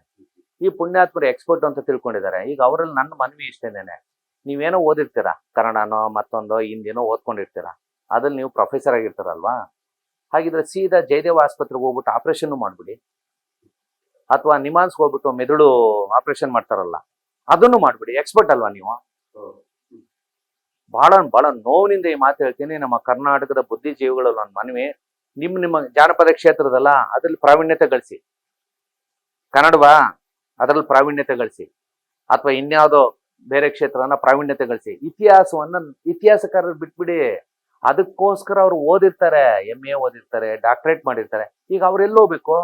ನೀವೇ ಬಂದು ಹೇಳೋದಾದ್ರೆ, ಈಗ ನಾನು ಫೇಸ್ಬುಕ್ ಅಲ್ಲಿ ನೋಡ್ತಾ ಇದ್ದೀನಿ, ಕೆಲವರೆಲ್ಲ ಏನು ಯಾವ್ಯಾವ್ದೋ ನಿಗಮ ಮಂಡಳಿಯವರೆಲ್ಲರೂ ಕುಣಿದಾಡ್ತಿದ್ದಾರೆ. ಓ, ಟಿಪ್ಪು ಸುಲ್ತಾನ್ ಶಾಸನ ಸಿಕ್ಬಿಡ್ತು, ಆಯ್ತು ವಿಶ್ಲೇಷಣೆ ಮಾಡಿ. There is a methodology. ಏನಾದ್ರೂ ಇತಿಹಾಸವನ್ನ ಹೇಳ್ಬೇಕು ಅಂದ್ರೆ ಒಂದು ಸಿದ್ಧಾಂತ ಇದೆ, ಒಂದು ಸಿಸ್ಟಮ್ ಇದೆ. ನಿಮಗೆ ಸಿಕ್ತು, ಎತ್ತಿತ್ತು, ಕೊಟ್ಟಿಗೆ ಕಟ್ಬಿಡು. ಒಬ್ಬ ಸಿನಿಮಾ ನಟನೂ ಹೇಳ್ತಾನೆ ಶಾಸನ ಇದೆ, ಒಬ್ಬ ಇನ್ಯಾವುದೋ ಪ್ರಾಧಿಕಾರದ ಅಧ್ಯಕ್ಷನೂ ಹೇಳ್ತಾನೆ ಶಾಸನ ಇದೆ. ಎಸ್, ಶಾಸನ ಇದೆ, ಎಲ್ಲಿದದು? ಎಲ್ಲಿ ಸಿಕ್ತು? ಅದಕ್ಕೂ KRSಗೂ ಏನ್ ಸಂಬಂಧ ಎಸ್ಟಾಬ್ಲಿಷ್ ಮಾಡ್ತೀರ ನೀವು? ಅದು ಮಾಡ್ಬೇಕಾಗಿರೋದೇ ಕಾನೂನಿನ ಪ್ರಕಾರ ಇತಿಹಾಸ ತಜ್ಞರು. ಯಾರು ಇತಿಹಾಸವನ್ನ ಅಧ್ಯಯನ ಮಾಡಿರ್ತಾರೆ ಪ್ರಾಪರ್ ಚಾನೆಲ್ ನಲ್ಲಿ, ಅದು ಯೂನಿವರ್ಸಿಟಿ ಲೆವೆಲ್ ನಲ್ಲಿ, ಬಹುತೇಕ ಯೂನಿವರ್ಸಿಟಿ ಲೆವೆಲ್ ನಲ್ಲೇ ಮಾಡೋರು ಅದಕ್ಕೆ ಅರ್ಹರು ಅಂತ ನನ್ನ ಅಭಿಪ್ರಾಯ. ಕೆಲವ್ರು ಇಲ್ಲ ಅಂತ ಹೇಳ್ಬೋದು, ಕೆಲವ್ರು ಮಾತಾಡ್ತಾರೆ ಅದೇ ಹೇಳ್ಬಿಡ್ತಾರೆ, ಏನು ಯೂನಿವರ್ಸಿಟಿಲಿ ಓದ್ದವರೇ ಬುದ್ಧಿವಂತರ, ಬೇರೆಯವ್ರು ಅಲ್ವಾ ಅಂತ. ಅದಲ್ಲ. ಕಾನೂನು ಏನ್ ಹೇಳುತ್ತೆ ಅಂದ್ರೆ, ಆಯಾ ಕ್ಷೇತ್ರದಲ್ಲಿ ಯಾರು ಅಧ್ಯಯನ ಮಾಡಿರ್ತಾರೆ, ಅವರು ಯಾರು ಪದವಿ ಪಡ್ಕೊಂಡಿರ್ತಾರೆ ಸರ್ಟಿಫಿಕೇಟು, ಅವ್ರ ಅರ್ಹರು ಅಂತ ಇರುತ್ತೆ. ಈಗ ನ್ಯಾಯಾಲಯ ಏನಾದ್ರು ಒಂದು ಫೊರೆನ್ಸಿಕ್ ಇದನ್ನ ಚೆಕ್ ಮಾಡ್ಬೇಕು ಅಂದ್ರೆ ಯಾರ ಹತ್ರ ಕಳಿಸಿ? ಯಾಕೆ ಹೈದ್ರಾಬಾದ್ಗೆ ಕಳಿಸ್ತಾರೆ? ಅದು ತಜ್ಞರು ಇರುವಂತ ಒಂದು ಜಾಗ, ಸರ್ಟಿಫೈಡ್. ಇದು ಯಾರ್ಯಾರೋ ಬಂದ್ಬಿಟ್ಟು ಸರ್ಟಿಫೈ ಮಾಡಕ್ ಆಗಲ್ಲ ಅದನ್ನ. ಯಾವ್ದೋ ಒಂದು ಕಾಯಿಲೆ ಅಂತ ಡಯಾಗ್ನೈಸ್. ಈಗ ಅದು ಅಷ್ಟೇ, ನಮ್ಮಲ್ಲಿ ಸಾಮಾನ್ಯ ಜನ ಏನಾದ್ರು ಆಪರೇಷನ್ ಮಾಡ್ಬೇಕಂದ್ರೆ ಸೆಕೆಂಡ್ ಒಪಿನಿಯನ್ ತಗೊಳ್ಳಿ ಅಂತಾರೆ. ಯಾವ್ದೋ ಒಂದು ಕಾಯಿಲೆಗೆ ಡಾಕ್ಟರ್ ಹೇಳಿರ್ತಾರೆ, ICU ಸೇರಿಸ್ಬಿಡಿ, ಆಪರೇಷನ್ ಮಾಡ್ಬೇಕು, 5 ಲಕ್ಷ ಆಗುತ್ತೆ ಅಂತ. ತಕ್ಷಣ ಬಂದು ಬೆಳೆದವರೆಲ್ಲ ಏನ್ ಹೇಳ್ತಾರೆ ಗೊತ್ತಾ, ಯಾವ್ದಕ್ಕೂ ಒಂದ್ಸರಿ ಸೆಕೆಂಡ್ ಒಪಿನಿಯನ್ ತಗೊಳ್ಳಿ ಅಂತಾರೆ. ಸೆಕೆಂಡ್ ಒಪಿನಿಯನ್ ಯಾರಿಂದ ತಗೋಬೇಕು? ಈ ಫಸ್ಟ್ ಒಪಿನಿಯನ್ ಕೊಟ್ಟಿರ್ತಾನಲ್ಲ ಅವನಿಗಿಂತ ಹೆಚ್ಚಿನ ಅಧ್ಯಯನ ಮಾಡಿರೋ ಡಾಕ್ಟರಿಂದ ತಗೋಬೇಕು. ಸೆಕೆಂಡ್ ಒಪಿನಿಯನ್ ಯಾವ್ದೋ ಕಂಡಕ್ಟರ್, ಯಾವ್ದು ನರ್ಸಿಂದ, ಕಾಂಪೌಂಡ್ರಿಂದ ತಗೊಳ್ಳೋದಲ್ಲ, ಅಥವಾ ಅಲ್ಲಿ ಆಸ್ಪತ್ರೆ ಕಟ್ಟಿದಂತ ಓನರ್ ಇಂದನೂ ಅಲ್ಲ. ಸೆಕೆಂಡ್ ಒಪಿನಿಯನ್ ತಗೋಬೇಕಾಗಿರೋದು ಫಸ್ಟ್ ಒಪಿನಿಯನ್ ಕೊಟ್ಟನಲ್ಲ ಆತನ ವಿದ್ಯಾರ್ಹತೆಗಿಂತ ಸಮವಾಗಿರ್ಬೇಕು, ಇಲ್ಲ ಒಂದ್ ಹೆಜ್ಜೆ ಮೇಲಿರ್ಬೇಕು. ಇಲ್ಲೂ ಹಂಗೆ ಇತಿಹಾಸದ ಬಗ್ಗೆ ಇತಿಹಾಸಕಾರರು ಹೇಳ್ಬೇಕು. ನೀವು ದಯವಿಟ್ಟು ಬುದ್ಧಿಜೀವಿಗಳು, ಎಲ್ರಿಗೂ ನಾನು ಹೇಳ್ತಾ ಇಲ್ಲ, ಖಂಡಿತವಾಗಿ ಎಲ್ರಿಗೂ ಹೇಳ್ತಾ ಇಲ್ಲ, ಯಾರ್ಯಾರು ಇತಿಹಾಸ ಕ್ಷೇತ್ರದಲ್ಲಿ ಅತಿಕ್ರಮ ಕೋಣಂತರ ನುಗ್ಬಿಟ್ಟಿದ್ದಾರೆ, ಇವರು ಗೂಳಿ ತರ ನುಗ್ಬಿಟ್ಟಿಲ್ಲ, ಅಧ್ವಾನ ಮಾಡ್ತಿದ್ದಾರೆ. ಸಿಕ್ತಾ ತಂದು ಕೊಡಿ. ಆ ಇತಿಹಾಸಕಾರರನ್ನು ಸೇರಿಸಿ ಒಂದು 5 ಜನನ್ನ ಒಂದು ಸೆಮಿನಾರ್ ಮಾಡಿ, ಅದರ ಸತ್ಯಾಸತ್ಯತೆ ತಿಳ್ಕೊಳಕ್ ಪ್ರಯತ್ನ. ಅಲ್ಲೂ ಇವರೇ ಭಾಷಣ ಹೊಡಿತಾರೆ, ಕರೆದ್ಬಿಟ್ಟು ಅವ್ರಿಗೂ ಮಾತಾಡಕ್ ಬಿಡಲ್ಲ. ಹಿಂಗಾಗಿ ನಿಜವಾದ ಇತಿಹಾಸ ಏನು, KRS ಕಟ್ಟಿದವ್ರು ಯಾರು, ಟಿಪ್ಪು ಸುಲ್ತಾನ್ ಪಾತ್ರ ಏನು, ನಾಲ್ವಡಿ ಕೃಷ್ಣರಾಜ ಒಡೆಯರ್ ಪಾತ್ರ ಏನು, ಇವೆಲ್ಲವನ್ನ ಇತಿಹಾಸಕಾರರು ಅಧ್ಯಯನ ಮಾಡಿ ಹೇಳ್ಬೇಕು. ಅವರು ಹೇಳ್ತಾ ಇಲ್ಲ. ರಾಜಕಾರಣಿಗಳು, ಮಂತ್ರಿಗಳು, ಅಧಿಕಾರಿಗಳು, ಬುದ್ಧಿಜೀವಿಗಳು ಇವ್ರದೇ ಅವಳಿ ಆಗ್ಬಿಟ್ಟಿದೆ. ಇದನ್ನ ನಿವಾರಣೆ ಮಾಡೋದು ಹೇಗೆ? ನಾಡಿನ ಜನ ತೀರ್ಮಾನ ತಗೊಳ್ಳೋದು. ಸರ್, ಈ ಮಂಡ್ಯ ರೈತರ ಬಗ್ಗೆ ಮಾತಾಡ್ತೀವಿ. ಅವರು KRS ಅಣೆಕಟ್ಟಿನ ಕಟ್ಟಡ ನಂತರವಾಗಿ ಹಿಂದೆ ಇರ್ತಕ್ಕಂಥ ಅಣೆಕಟ್ಟು ಕಟ್ಟಕ್ಕಿಂತ ಮುಂಚೆ ಇರ್ತಕ್ಕಂಥ ಪರಿಸ್ಥಿತಿ ಬಗ್ಗೆ ಮಾತಾಡ್ತೀವಿ. 1905ನೇ ಇಸ್ವಿನಲ್ಲಿ ತಲೆನೆರೆ, ಅದು ಮಂಡ್ಯ ಜಿಲ್ಲೆನೆ, ಪಾಂಡವಪುರ ತಾಲೂಕಿಗೆ ಬರುತ್ತೆ, KRS ಹಿಂಭಾಗದಲ್ಲೇ ಬರುತ್ತೆ. ಅದಾದ್ಮೇಲೆ ಮುಡುಕ್ತೋರೆ, ಅದು ಮಂಡ್ಯ ಜಿಲ್ಲೆಗೆ ಆಲ್ಮೋಸ್ಟ್ ಅಲ್ಲಿ ಬಾರ್ಡ್ರದು, ಯಾಕೆಂದ್ರೆ ಅದು ಮೈಸೂರು ಜಿಲ್ಲೆ ತಲಕಾಡಿಗೆ ಸೇರಿದ್ರು ಕೂಡ. ಪುರಿಗಾಲಿ ಅಂತ ಅದು ಮಳವಳ್ಳಿ ತಾಲೂಕಿಗೆ ಸೇರುತ್ತೆ, ಅದು ಮಂಡ್ಯ ಜಿಲ್ಲೆನೇ ಆಗಿರೋದ್ರಿಂದ ಮಾಧವ ಮಂತ್ರಿ ಅಣೆಕಟ್ಟೆ ಇರ್ಬೋದು, ಇವೆಲ್ಲವೂ ಪೂರ್ವ ಕಾಲದ ದೊಡ್ಡ ದೊಡ್ಡ ಅಣೆಕಟ್ಟೆಗಳು. ಸೊ ಇದರಿಂದ ನೀರಾವರಿ ಆಗ್ತಿತ್ತು. ಆದ್ರೆ ಇವತ್ತಿನ ಮಂಡ್ಯ ಅಂತ ಏನಿದೆಯೋ ಅದು ಸ್ವಲ್ಪ ದಿಬ್ಬದ ಮೇಲಿತ್ತು, ಅಲ್ಲಿ ನೀರಾವರಿ ಇರ್ಲಿಲ್ಲ. ಆ ನೀರಾವರಿಯನ್ನ ಕಲ್ಪಿಸ್ಬೇಕು, ಮತ್ತೆ ಆ ಪ್ರಾಂತ್ಯ ಫರ್ಟೈಲ್ ಲ್ಯಾಂಡ್, ಅದು ಅಲ್ಲಿಗೆ ನೀರಾವರಿಯನ್ನ ಕಲ್ಪಿಸಿದ್ರೆ ಹೆಚ್ಚು ಆದಾಯ ಬರುತ್ತೆ ಅಂದ್ಬಿಟ್ಟು ನೀರಾವರಿಯನ್ನ ಕಲ್ಪಿಸ್ಬೇಕು ಅಂತ ಈ KRS ಕಟ್ಟುವಂತ ಒಂದು ಕಾನ್ಸೆಪ್ಟ್ ಬಂತು. ಹೀಗಾಗಿ ಒಂದು ಅಣೆಕಟ್ಟೆಯನ್ನು ಕಟ್ಟಿದ್ರು, ಅದರಿಂದ ಅಭಿವೃದ್ಧಿ ಹೊಂದಿತು. ಮತ್ತೆ ಅದು ಬಂದ್ಮೇಲೆನೆ ನಮ್ಮ ಹಳೆಯ ಮೈಸೂರು ಭಾಗದಲ್ಲಿ ಎಲ್ರಿಗೂ ಕೂಡ ಬಹುತೇಕ ಎಲ್ರಿಗೂ ಈ ಶ್ರೀಮಂತಿಕೆ ಅನ್ನೋದಾಗ್ಲಿ ಮತ್ತೊಂದಾಗ್ಲಿ ಬರೋದಕ್ಕೆ ಪ್ರಾರಂಭ ಆಯ್ತು. ಮತ್ತೆ ಅದನ್ನ ನಂಬ್ಕೊಂಡು ಹಲವಾರು ಕಾರ್ಖಾನೆಗಳನ್ನ ಮೈಸೂರು ಮಹಾರಾಜರು ಪ್ರಾರಂಭ ಮಾಡಿದ್ರು. ಅದರಲ್ಲಿ ಬಣ್ಣ ಮತ್ತು ಅರಗಿನ ಕಾರ್ಖಾನೆ ಇರ್ಬೋದು, ಸಕ್ಕರೆ ಫ್ಯಾಕ್ಟ್ರಿ, ಶುಗರ್ ಫ್ಯಾಕ್ಟ್ರಿ ಇದೆಯಲ್ಲ, ಅದು ಬೈ ಪ್ರಾಡಕ್ಟ್ ಆಫ್ ಇದು ಅಗ್ರಿಕಲ್ಚರ್. ಶುಗರ್ ಫ್ಯಾಕ್ಟ್ರಿ ಇರ್ಬೋದು, ಅದಾದ್ಮೇಲೆ ಬಣ್ಣದ್ದು ನಾನು ಹೇಳಿದೆ, ಆಮೇಲೆ ಇದಕ್ಕೆ ಯಾವುದು ಈ ಪಶು ಆಹಾರ ಉತ್ಪಾದನೆ ಮಾಡುವಂತ ಫ್ಯಾಕ್ಟ್ರಿ ಇರ್ಬೋದು. ಆಮೇಲೆ 4-5 ಶುಗರ್ ಫ್ಯಾಕ್ಟ್ರಿ ಅಲ್ಲೇ ಇದೆ. ಪಾಂಡವಪುರದಲ್ಲಿ ಒಂದಿದೆ, ಮಂಡ್ಯದಲ್ಲಿ ಒಂದಿದೆ, ಆಮೇಲೆ ಭಾರತಿ ನಗರ ಅಂತೇಳಿ ತೊರೆಕಾಡ್ನಳ್ಳಿ ಅಂದ್ಬಿಟ್ಟು, ಅಲ್ಲ ಇದು ಟೀಕೆಹಳ್ಳಿ ಅಂದ್ಬಿಟ್ಟು, ಟೀಕೆಹಳ್ಳಿ ಅಲ್ಲ ಕ್ಷಮಿಸಿ, ಕಾಳ್ಮುದ್ದು ದೊಡ್ಡಿ, KM ದೊಡ್ಡಿ ಅಂತೇಳಿ ಅಲ್ಲೊಂದು ಸಕ್ಕರೆ ಅಂದ್ರೆ ಈ ಉದ್ದಿಮೆಗಳು ಪ್ರಾರಂಭ ಆದವು. ಆಮೇಲೆ ಟಿನ್ ಫ್ಯಾಕ್ಟ್ರಿ ಬೆಂಗಳೂರಿನಲ್ಲಿ ಹಲವಾರು ಫ್ಯಾಕ್ಟ್ರಿಗಳನ್ನ ಪ್ರಾರಂಭ ಮಾಡಿದ್ರು. ಅಂದ್ರೆ ಒಂದು KRS ಬಂದ ಮೇಲೆ ದುಡಿಯುವ ಕೈಗಳಿಗೆ ಕೆಲಸಗಳು ಸಿಗೋದಕ್ಕೆ ಬೇರೆ ಬೇರೆ ಕ್ಷೇತ್ರ ಎಲ್ಲ ಚಿಗುರಿತು. ಸೊ ಅದರಿಂದಾಗಿ ಹೆಚ್ಚು ಹೆಚ್ಚು ಅಭಿವೃದ್ಧಿವಂತರು ಹಳೆ ಮೈಸೂರಿಗೆ ಆದಾಯ ಬರಕ್ ಶುರು ಆಯ್ತು. ಹೀಗಾಗಿ ನಮ್ಮ ಮೈಸೂರು ರಾಜ್ಯ ಒಂದು ಮಾದರಿ ರಾಜ್ಯ ಆಗಿ ರೂಪುಗೊಳ್ಳೋದಕ್ಕೆ ಮೂಲ ಈ KRS ಡ್ಯಾಮ್ ಅಂತಾನೆ ಹೇಳ್ಬೋದು. ಕೊನೆಯದಾಗಿ ಅಡಿಗಲ್ಲು ವಿಚಾರ ಮತ್ತೆ ಬರೋದು. ಹ್ಮ್. ಟಿಪ್ಪು ಸುಲ್ತಾನ್ ಅವರು ತಮ್ಮ ಪ್ರಕಾರವಾಗಿ ಅಡಿಗಲ್ಲು ಇತ್ತು ಅನ್ನೋದಕ್ಕೆ ಯಾವುದೇ ಸಾಕ್ಷಿ ಇಲ್ಲ. ಆದ್ರೆ ಅವ್ರಿಗೆ ಡ್ಯಾಮ್ ಕಟ್ಟಬೇಕು ಅನ್ನೋ ಕಾನ್ಸೆಪ್ಟ್ ಇದ್ದಿದ್ ನಿಜ. ಯಾಕೆಂದ್ರೆ ಎಲ್ಲಾ ಕನ್ಸ್ ಕಂಡಂತ ವ್ಯಕ್ತಿ, ಹಲವನ್ನ ಜಾರಿಗೆ ತಂದಂತ ವ್ಯಕ್ತಿ ಇದನ್ನ ಕಂಡಿಲ್ಲ ಅಂತ ಹೇಳಕ್ ಬರಲ್ಲ. ಈ ಕನ್ಸನ್ನ ಕಂಡಿದ್ರು, ಡ್ಯಾಮ್ ಕಟ್ಟಬೇಕು ಅಂತಾನು ಇದ್ರು. ಮತ್ತೆ ಯುದ್ಧಗಳು ನಡೀದೇ ಹೋಗಿದ್ರೆ, 3 ಮತ್ತು 4ನೇ ಮೈಸೂರು ಯುದ್ಧ ನಡೀದೇ ಹೋಗಿದ್ರೆ ಬಹುಶಃ ಡ್ಯಾಮ್ ಅನ್ನು ಕಟ್ತಾ ಇದ್ರು. ಆ ಡ್ಯಾಮು ಇನ್ನೂ ಆಧುನಿಕವಾಗಿರ್ತಿತ್ತು, ಯಾಕೆಂದ್ರೆ ಫ್ರೆಂಚ್ ತಂತ್ರಜ್ಞಾನದಿಂದ ಕಟ್ತಾ ಇದ್ರು. ಸೊ ಅದನ್ನ ಧೈರ್ಯವಾಗಿ ಹೇಳ್ಬೋದು. ಅದು ಇನ್ನೂ ಒಂದು ರೀತಿಯಲ್ಲಿ ಆ ಕಾಲಕ್ಕೆ ಲೇಟೆಸ್ಟ್ ಟೆಕ್ನಾಲಜಿ ಬಳಸಿ ಮಾಡುವಂತ ಒಂದು ಕೆಪಾಸಿಟಿನೂ ಅವ್ರಿಗೆ. ಈಗ ವಿಶ್ವೇಶ್ವರಯ್ಯನವ್ರ ಬಗ್ಗೆನೂ ತುಂಬಾ ಜನ ಪ್ರಶ್ನೆಗಳನ್ನು ಈಗ ಕೇಳ್ತಾ ಇದ್ದಾರೆ. ವಿಶ್ವೇಶ್ವರಯ್ಯನವ್ರ ಪಾತ್ರ ಏನು ಅಂತ. ವಿಶ್ವೇಶ್ವರಯ್ಯನವರ ಪಾತ್ರ ಮಧ್ಯದಲ್ಲಿ ಖಂಡಿತವಾಗಿಯೂ ಇದೆ, ಯಾರು ಇಲ್ಲ ಅಂತ ಹೇಳೋದು. ಆದ್ರೆ ಇಡೀ ಸಂಪೂರ್ಣ ಆ ಡ್ಯಾಮಿನ ರೂವಾರಿ ವಿಶ್ವೇಶ್ವರಯ್ಯ ಅನ್ನೋದು ಕೂಡ ಅತಿರೇಕದ ಹೇಳಿಕೆ ಆಗ್ಬಿಡುತ್ತೆ. ಆ ಡ್ಯಾಮಿನ ರೂವಾರಿ ವಿಶ್ವೇಶ್ವರಯ್ಯನವ್ರು ಆಗಕ್ ಸಾಧ್ಯ ಇಲ್ಲ. ಆ ಡ್ಯಾಮ್ ಅನ್ನ, ಅಣೆಕಟ್ಟೆಯನ್ನ ಕಟ್ಬೇಕಾದ್ರೆ ತಾಂತ್ರಿಕವಾದಂತ ಸಂಪೂರ್ಣ ರೂವಾರಿತನವನ್ನ ವಿಶ್ವೇಶ್ವರಯ್ಯನವ್ರಿಗೆ ಕೊಡ್ಬೋದು. ಆದ್ರೆ ಅದಕ್ಕೆ ಬೇಕಾದಂತ ಹಣಕಾಸನ್ನ ತಂದ್ಕೊಡೋದಾಗ್ಲಿ, ಆ ಕಾಮಗಾರಿ ಮಾಡಿಸಿದ್ದಾಗ್ಲಿ ಬೇರೆ ಬೇರೆ ಇಂಜಿನಿಯರ್ಗಳು ಇದ್ದಾರೆ. ಆಮೇಲೆ ಅವರೆಲ್ಲರೂ ಎಲ್ಲಾ ಜಾತಿಯವರು ಇದ್ದಾರೆ. ಈಗ ಟಿ ಆನಂದರಾಯರು ಅಂತ ಬ್ರಾಹ್ಮಣರೇನೆ, ಪೂರ್ಣಯ್ಯ ಇನ್ನೊಬ್ರು ಪೂರ್ಣ ಪ್ರಸಾದ್ ಅಂತ ಹೇಳಿ ಹಲವಾರು ಜನ ಬ್ರಾಹ್ಮಣ ದಿವಾನರುಗಳು ಇದ್ದಾರೆ. ಆಮೇಲೆ ಹಿಂದುಳಿದ ವರ್ಗದವರು, ಅರಸು ಕುಲದವರು, ಕಾಂತರಾಜ್ ಅರಸ್ ಅಂತ ಅವರು ಇದಾಗಿದ್ರು. ಬ್ಯಾನರ್ಜಿ ಅನ್ನೋರು ಬೆಂಗಾಲಿ ಬ್ರಾಹ್ಮಣರು ದಿವಾನರಾಗಿದ್ರು. ಅಂದ್ರೆ ಬ್ರಾಹ್ಮಣ ದಿವಾನರುಗಳು, ಬೇರೆ ಬೇರೆ ಬ್ರಾಹ್ಮಣೇತರ ದಿವಾನರುಗಳು, ಆಮೇಲೆ ಬ್ರಿಟಿಷ್ ಇಂಜಿನಿಯರ್ಗಳು, ಬ್ರಾಹ್ಮಣೇತರ ಇಂಜಿನಿಯರ್ಗಳು ಎಲ್ಲರೂ ಅಲ್ಲಿದ್ರು. ಸೊ ಕ್ರೆಡಿಟ್ ಅನ್ನ ಕೊಡೋದಾದ್ರೆ ಎಲ್ರಿಗಿಂತ ಒಂದ್ ಸ್ವಲ್ಪ ಹೆಚ್ಚಿನ ಕ್ರೆಡಿಟ್ ವಿಶ್ವೇಶ್ವರಯ್ಯನವ್ರಿಗೆ ಕೊಡ್ಬೋದು. ಆದ್ರೆ ಅವ್ರೊಬ್ರೇ ಅನ್ನೋದು ತಪ್ಪಾಗ್ಬಿಡುತ್ತೆ. ಸೊ ನಮ್ಮಲ್ಲಿ ಅದೊಂದು ತಪ್ಪಾಗ್ಬಿಟ್ಟಿದೆ. ನನ್ನ ಅಧ್ಯಯನದ ಪ್ರಕಾರ, I may be wrong or right, ವಿಶ್ವೇಶ್ವರಯ್ಯನವ್ರ ಕಾಲದಲ್ಲಿ ಹಲವು ಜನರಿಗೆ ಅವರು ಕೆಲಸವನ್ನ ಕೊಟ್ರು. ಅವರಲ್ಲಿ ತುಂಬಾ ಜನ ಸಾಹಿತಿಗಳು ಇದ್ರು, ಅಂದ್ರೆ ಸಾಹಿತ್ಯದ ಹಿನ್ನೆಲೆ ಇರೋರು. ಅವರೆಲ್ಲ ನಿವೃತ್ತರಾದ ನಂತರ ಏನ್ ಮಾಡಿದ್ರು, ಹಲವಾರು ಬುಕ್ಗಳನ್ನು ಬರೆದ್ರು, ದಾಖಲು ಮಾಡಕ್ ಹೋದ್ರು. ಸಹಜವಾಗಿ ಅವರೆಲ್ಲ ಏನ್ ಮಾಡಿದ್ರು, ತಮಗೆ ಉದ್ಯೋಗ ಕೊಟ್ಟವ್ರು ಯಾರು, ವಿಶ್ವೇಶ್ವರಯ್ಯನವರು. ಅವ್ರೊಂದ್ ರೀತಿಯಲ್ಲಿ ಅವ್ರ ಪಾಲಿಗೆ ಅನ್ನದಾತರು. ಅನ್ನದಾತನ ನೆನ್ಸ್ಕೊಳ್ಳೋ ಬರದಲ್ಲಿ ಹೆಚ್ಚು ಹೆಚ್ಚು ವಿಶ್ವೇಶ್ವರಯ್ಯನವ್ರನ್ನ ಬರೆದಿರ್ತಾರೆ. ಇದು ತಪ್ಪು ಅಲ್ಲ. ಯಾಕೆಂದ್ರೆ ಅವ್ರ ಕಾಲದಲ್ಲಿ ಅಪಾಯಿಂಟ್ ಆದಾಗ, ಈಗಲೂ ಅಷ್ಟೇ ನಮ್ಮಲ್ಲಿ ದೇವರಾಜ ಅರಸ್ ಕಾಲದಲ್ಲಿ ನಾವೆಲ್ಲ ಅಪಾಯಿಂಟ್ ಆದ್ವಿ ಅಂತ ಕೆಲವು ಅಧಿಕಾರಿಗಳು ಹೆಮ್ಮೆಯಿಂದ ಹೇಳ್ಕೊಂತಾರೆ. ಅಥವಾ ಇನ್ಯಾರೋ ಮುಖ್ಯಮಂತ್ರಿಗಳ ಕಾಲದಲ್ಲಿ ನಾವು ಆದ್ವಿ ಅಂತ ಅವ್ರ ಬಗ್ಗೆ ಒಳ್ಳೆ ಅಭಿಪ್ರಾಯ ಇಟ್ಕೊಂತಾರೆ. ಆ ರೀತಿಯಾಗಿ ವಿಶ್ವೇಶ್ವರಯ್ಯನವ್ರ ಬಗ್ಗೆ ಹೆಚ್ಚು ಹೆಚ್ಚು ಬುಕ್ಗಳನ್ನ ಬರೆದಂತವ್ರು, ಅವ್ರ ಕಾಲದಲ್ಲಿ ಅಪಾಯಿಂಟ್ ಆದಂತ ಅಧಿಕಾರಿಗಳು, ಅವರೆಲ್ಲ ಕಾಕತಾಳೀಯವಾಗಿ ಸಾಹಿತ್ಯಗಳೇ ಜಾಸ್ತಿ ಇದ್ರು. ಅಂದ್ರೆ ಆ ಸಾಹಿತ್ಯದ ವಾತಾವರಣದಲ್ಲಿ ಇದ್ರು. ಅವರೆಲ್ಲರೂ ಬುಕ್ ಬರೆಯುವಾಗ ಸಹಜವಾಗಿ ವಿಶ್ವೇಶ್ವರಯ್ಯನವ್ರಿಗೆ ಒಂದ್ ಸ್ವಲ್ಪ ಅದೇನೋ ಗಾದೆ ಹೇಳ್ತಾರಲ್ಲ, ಒಂದ್ ಸ್ಪೂನ್ ತುಪ್ಪ ಜಾಸ್ತಿ ಹಾಕಿರ್ತಾರೆ, 1 ಚಮಚ ತುಪ್ಪ.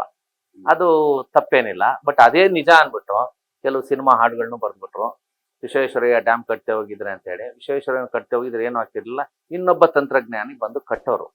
ಒಟ್ನಲ್ಲಿ ಅವತ್ತು ಅದ್ರ ಅವಶ್ಯಕತೆ ಇತ್ತು. ಆಮೇಲೆ ಯಾವಾಗ್ಲೂ ಒಂದ್ ತಿಳ್ಕೊಳ್ಳಿ, ಆಡಳಿತ ಅನ್ನೋದು ಇದೆಯಲ್ಲ, ಯಾವುದೇ ವ್ಯಕ್ತಿ ಮೇಲೆ ನಿಂತಿರಲ್ಲ. ಖಂಡಿತವಾಗಿ ಒಬ್ಬ ವ್ಯಕ್ತಿ ಮೇಲೆ ನಿಂತಿರಲ್ಲ. ಒಬ್ಬ ವ್ಯಕ್ತಿ ಕಾರಣ ಪುರುಷ ಅಷ್ಟೇನೇನೆ. ಕೆಲವೊಂದು ಘಟನೆಗಳು ನಡಿಲೇಬೇಕು, ನಡೆದೋಗುತ್ತೆ.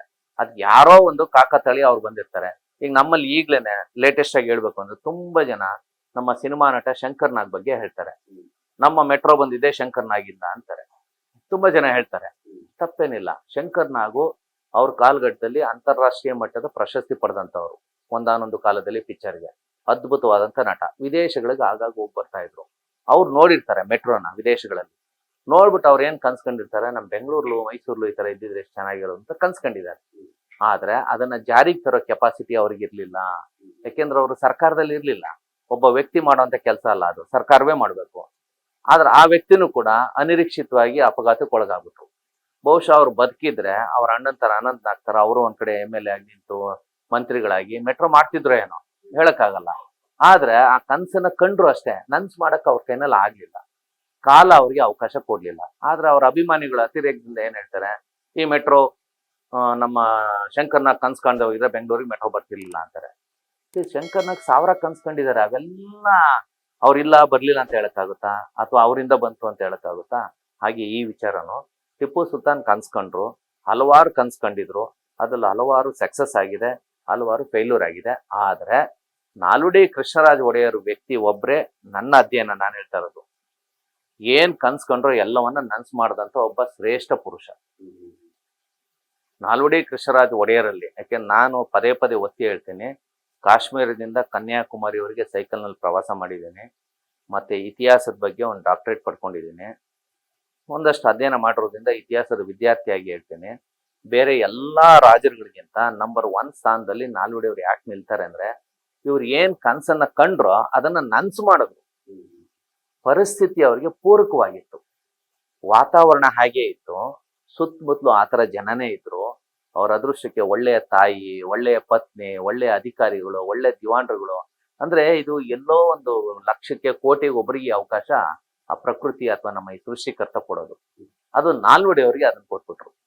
ಸೊ ಹೀಗಾಗಿ ಅವ್ರ ಕಾಲದಲ್ಲಿ ಏನೇನ್ ಕನ್ಸ್ಕೊಂಡ್ರು, ನಗರಗಳು ಕಟ್ಟೋ ಕನ್ಸಿರ್ಬೋದು, ಅಣೆಕಟ್ಟೆ ಕಟ್ಟೋ ಕನ್ಸಿರ್ಬೋದು, ರೈಲು, ವಿದ್ಯುತ್ತು, ಏನೇನು ಕನ್ಸು ಕಾಣ್ಬೋದು ಒಬ್ಬ ಆ ಕಾಲಘಟ್ಟದಲ್ಲಿ ಒಬ್ಬ ರಾಜ, ಸೀಮಿತ. ಯಾಕೆಂದ್ರೆ ಅವರು ಇನ್ನೊಬ್ರು ಕೈ ಕೆಳಗಡೆ ಇದ್ದವರು, ಬ್ರಿಟಿಷರ್ ಕೈ ಕೆಳಗಡೆ ಕಂಡಂತ ಕನಸನ್ನೆಲ್ಲ ನನ್ಸ್ ಮಾಡಿದ್ರು. ಇನ್ ಕೆಲವ್ರು ಇದ್ದಾರೆ, ಅವ್ರ ಹೆಸರು ಹೇಳಕ್ ಹೋಗೋದ್ ಬೇಡ, ಯಾರು ಇನ್ ಕೆಲವು ರಾಜರು ಬರೇ ಕೆಟ್ಟ ಕನ್ಸ್ಕೊಂಡ್ರು. ಯಾಕೆ ನಮ್ಮ ಮೈಸೂರು ಮಹಾರಾಜರಲ್ಲೇ 20 ಜನ ಮದುವೆ ಆಗ್ಬೇಕು ಅಂತ 20 ಜನ ಹೆಂಡತಿದ್ರು ಮದುವೆ ಆಗಿರೋ ರಾಜರು ಇದ್ದಾರೆ. ಅದು ಅವ್ರ ಕನ್ಸು. ಇಲ್ಲ ಒಬ್ಳೇ ಹೆಂಡತಿ, ನನಗ್ ಒಂದೇ ರಾಜ್ಯ ಅಂತ ಇವರು ಜೀವನ ಇತ್ತು. ಯಾರ್ದು ನಾಲ್ವಡಿ ಅವ್ರದ್ದು. ಇವ್ರಿಗೊಬ್ರೇ ಹೆಂಡತಿ. ಒಂದೇ ಕುಟುಂಬದಲ್ಲಿ ಅವರ ಹಿಂದಿನ ಕೆಲವ್ರು ನೋಡಿದ್ರೆ ಹೆಸರು ಹೇಳೋದ್ ಬೇಡ, ಯಾಕಂದ್ರೆ ಒಳ್ಳೇದನ್ನ ಮಾತ್ರ ನೆನ್ಸ್ಕೋಣ, ಕೆಟ್ಟದ್ ಬೇಡ. 20 ಜನ ಜೊತೆ ಕಾಲ ಕಳೆದ್ರು, ರಸಿಕತೆಯಿಂದ ಕಾಲ ಕಳೆದ್ರು, ವ್ಯರ್ಥವಾಗಿ ಕಾಲ ಕಳೆದ್ರು. ಇವರು ಒಂದು ಕ್ಷಣನೂ ವ್ಯರ್ಥವಾಗಿ ಕಾಲ ಕಳೀಲಿಲ್ಲ. ಸಂಪೂರ್ಣವಾಗಿ ರಾಜ್ಯಕ್ಕೋಸ್ಕರ ಜೀವಿಸಿದ್ರು, ರಾಜ್ಯಕ್ಕೋಸ್ಕರ ಮಡಿದ್ರು. ಆಮೇಲೆ ಸಂಪೂರ್ಣ ತಮ್ಮ ಎಲ್ಲಾ ಸಂಪತ್ತನ್ನ ರಾಜ್ಯಕ್ಕೆ ವಿನಿಯೋಗ ಮಾಡಿದ್ರು. ಅದಕ್ಕೆ ಇವತ್ತು ಆ ಎಲ್ಲಾ ಜಾತಿಯವರು, ಇಂಥ ಜಾತಿಯವರು ಅಂತ ಅಲ್ಲ, ಪ್ರತಿಯೊಬ್ರು ಮಹಾತ್ಮ ಗಾಂಧೀಜಿಯಿಂದ ಹಿಡಿದು ಸಾಮಾನ್ಯ ವ್ಯಕ್ತಿಯವರಿಗೆ ಪ್ರತಿಯೊಬ್ರು ನಾಲ್ವಡಿ ಕೃಷ್ಣರಾಜ ಒಡೆಯರ್ನ ನೆನ್ಸ್ಕೊಳ್ಳೋದು ಈ ಕಾರಣಕ್ಕೋಸ್ಕರ. ಅಂದ್ರೆ ಅವ್ರೊಬ್ರೆ ಕನ್ಸನ್ನ ಕಂಡ್ರು, ನನ್ಸ್ ಮಾಡಿದ್ರು. ಬೇರೆ ರಾಜರು ಕನ್ಸ್ಕೊಂಡ್ರು, ನನ್ಸ್ ಮಾಡೋ ಕೆಪಾಸಿಟಿ ಅವ್ರಿಗೆ ಇರ್ಲಿಲ್ಲ, ಅವಕಾಶ ಇರ್ಲಿಲ್ಲ.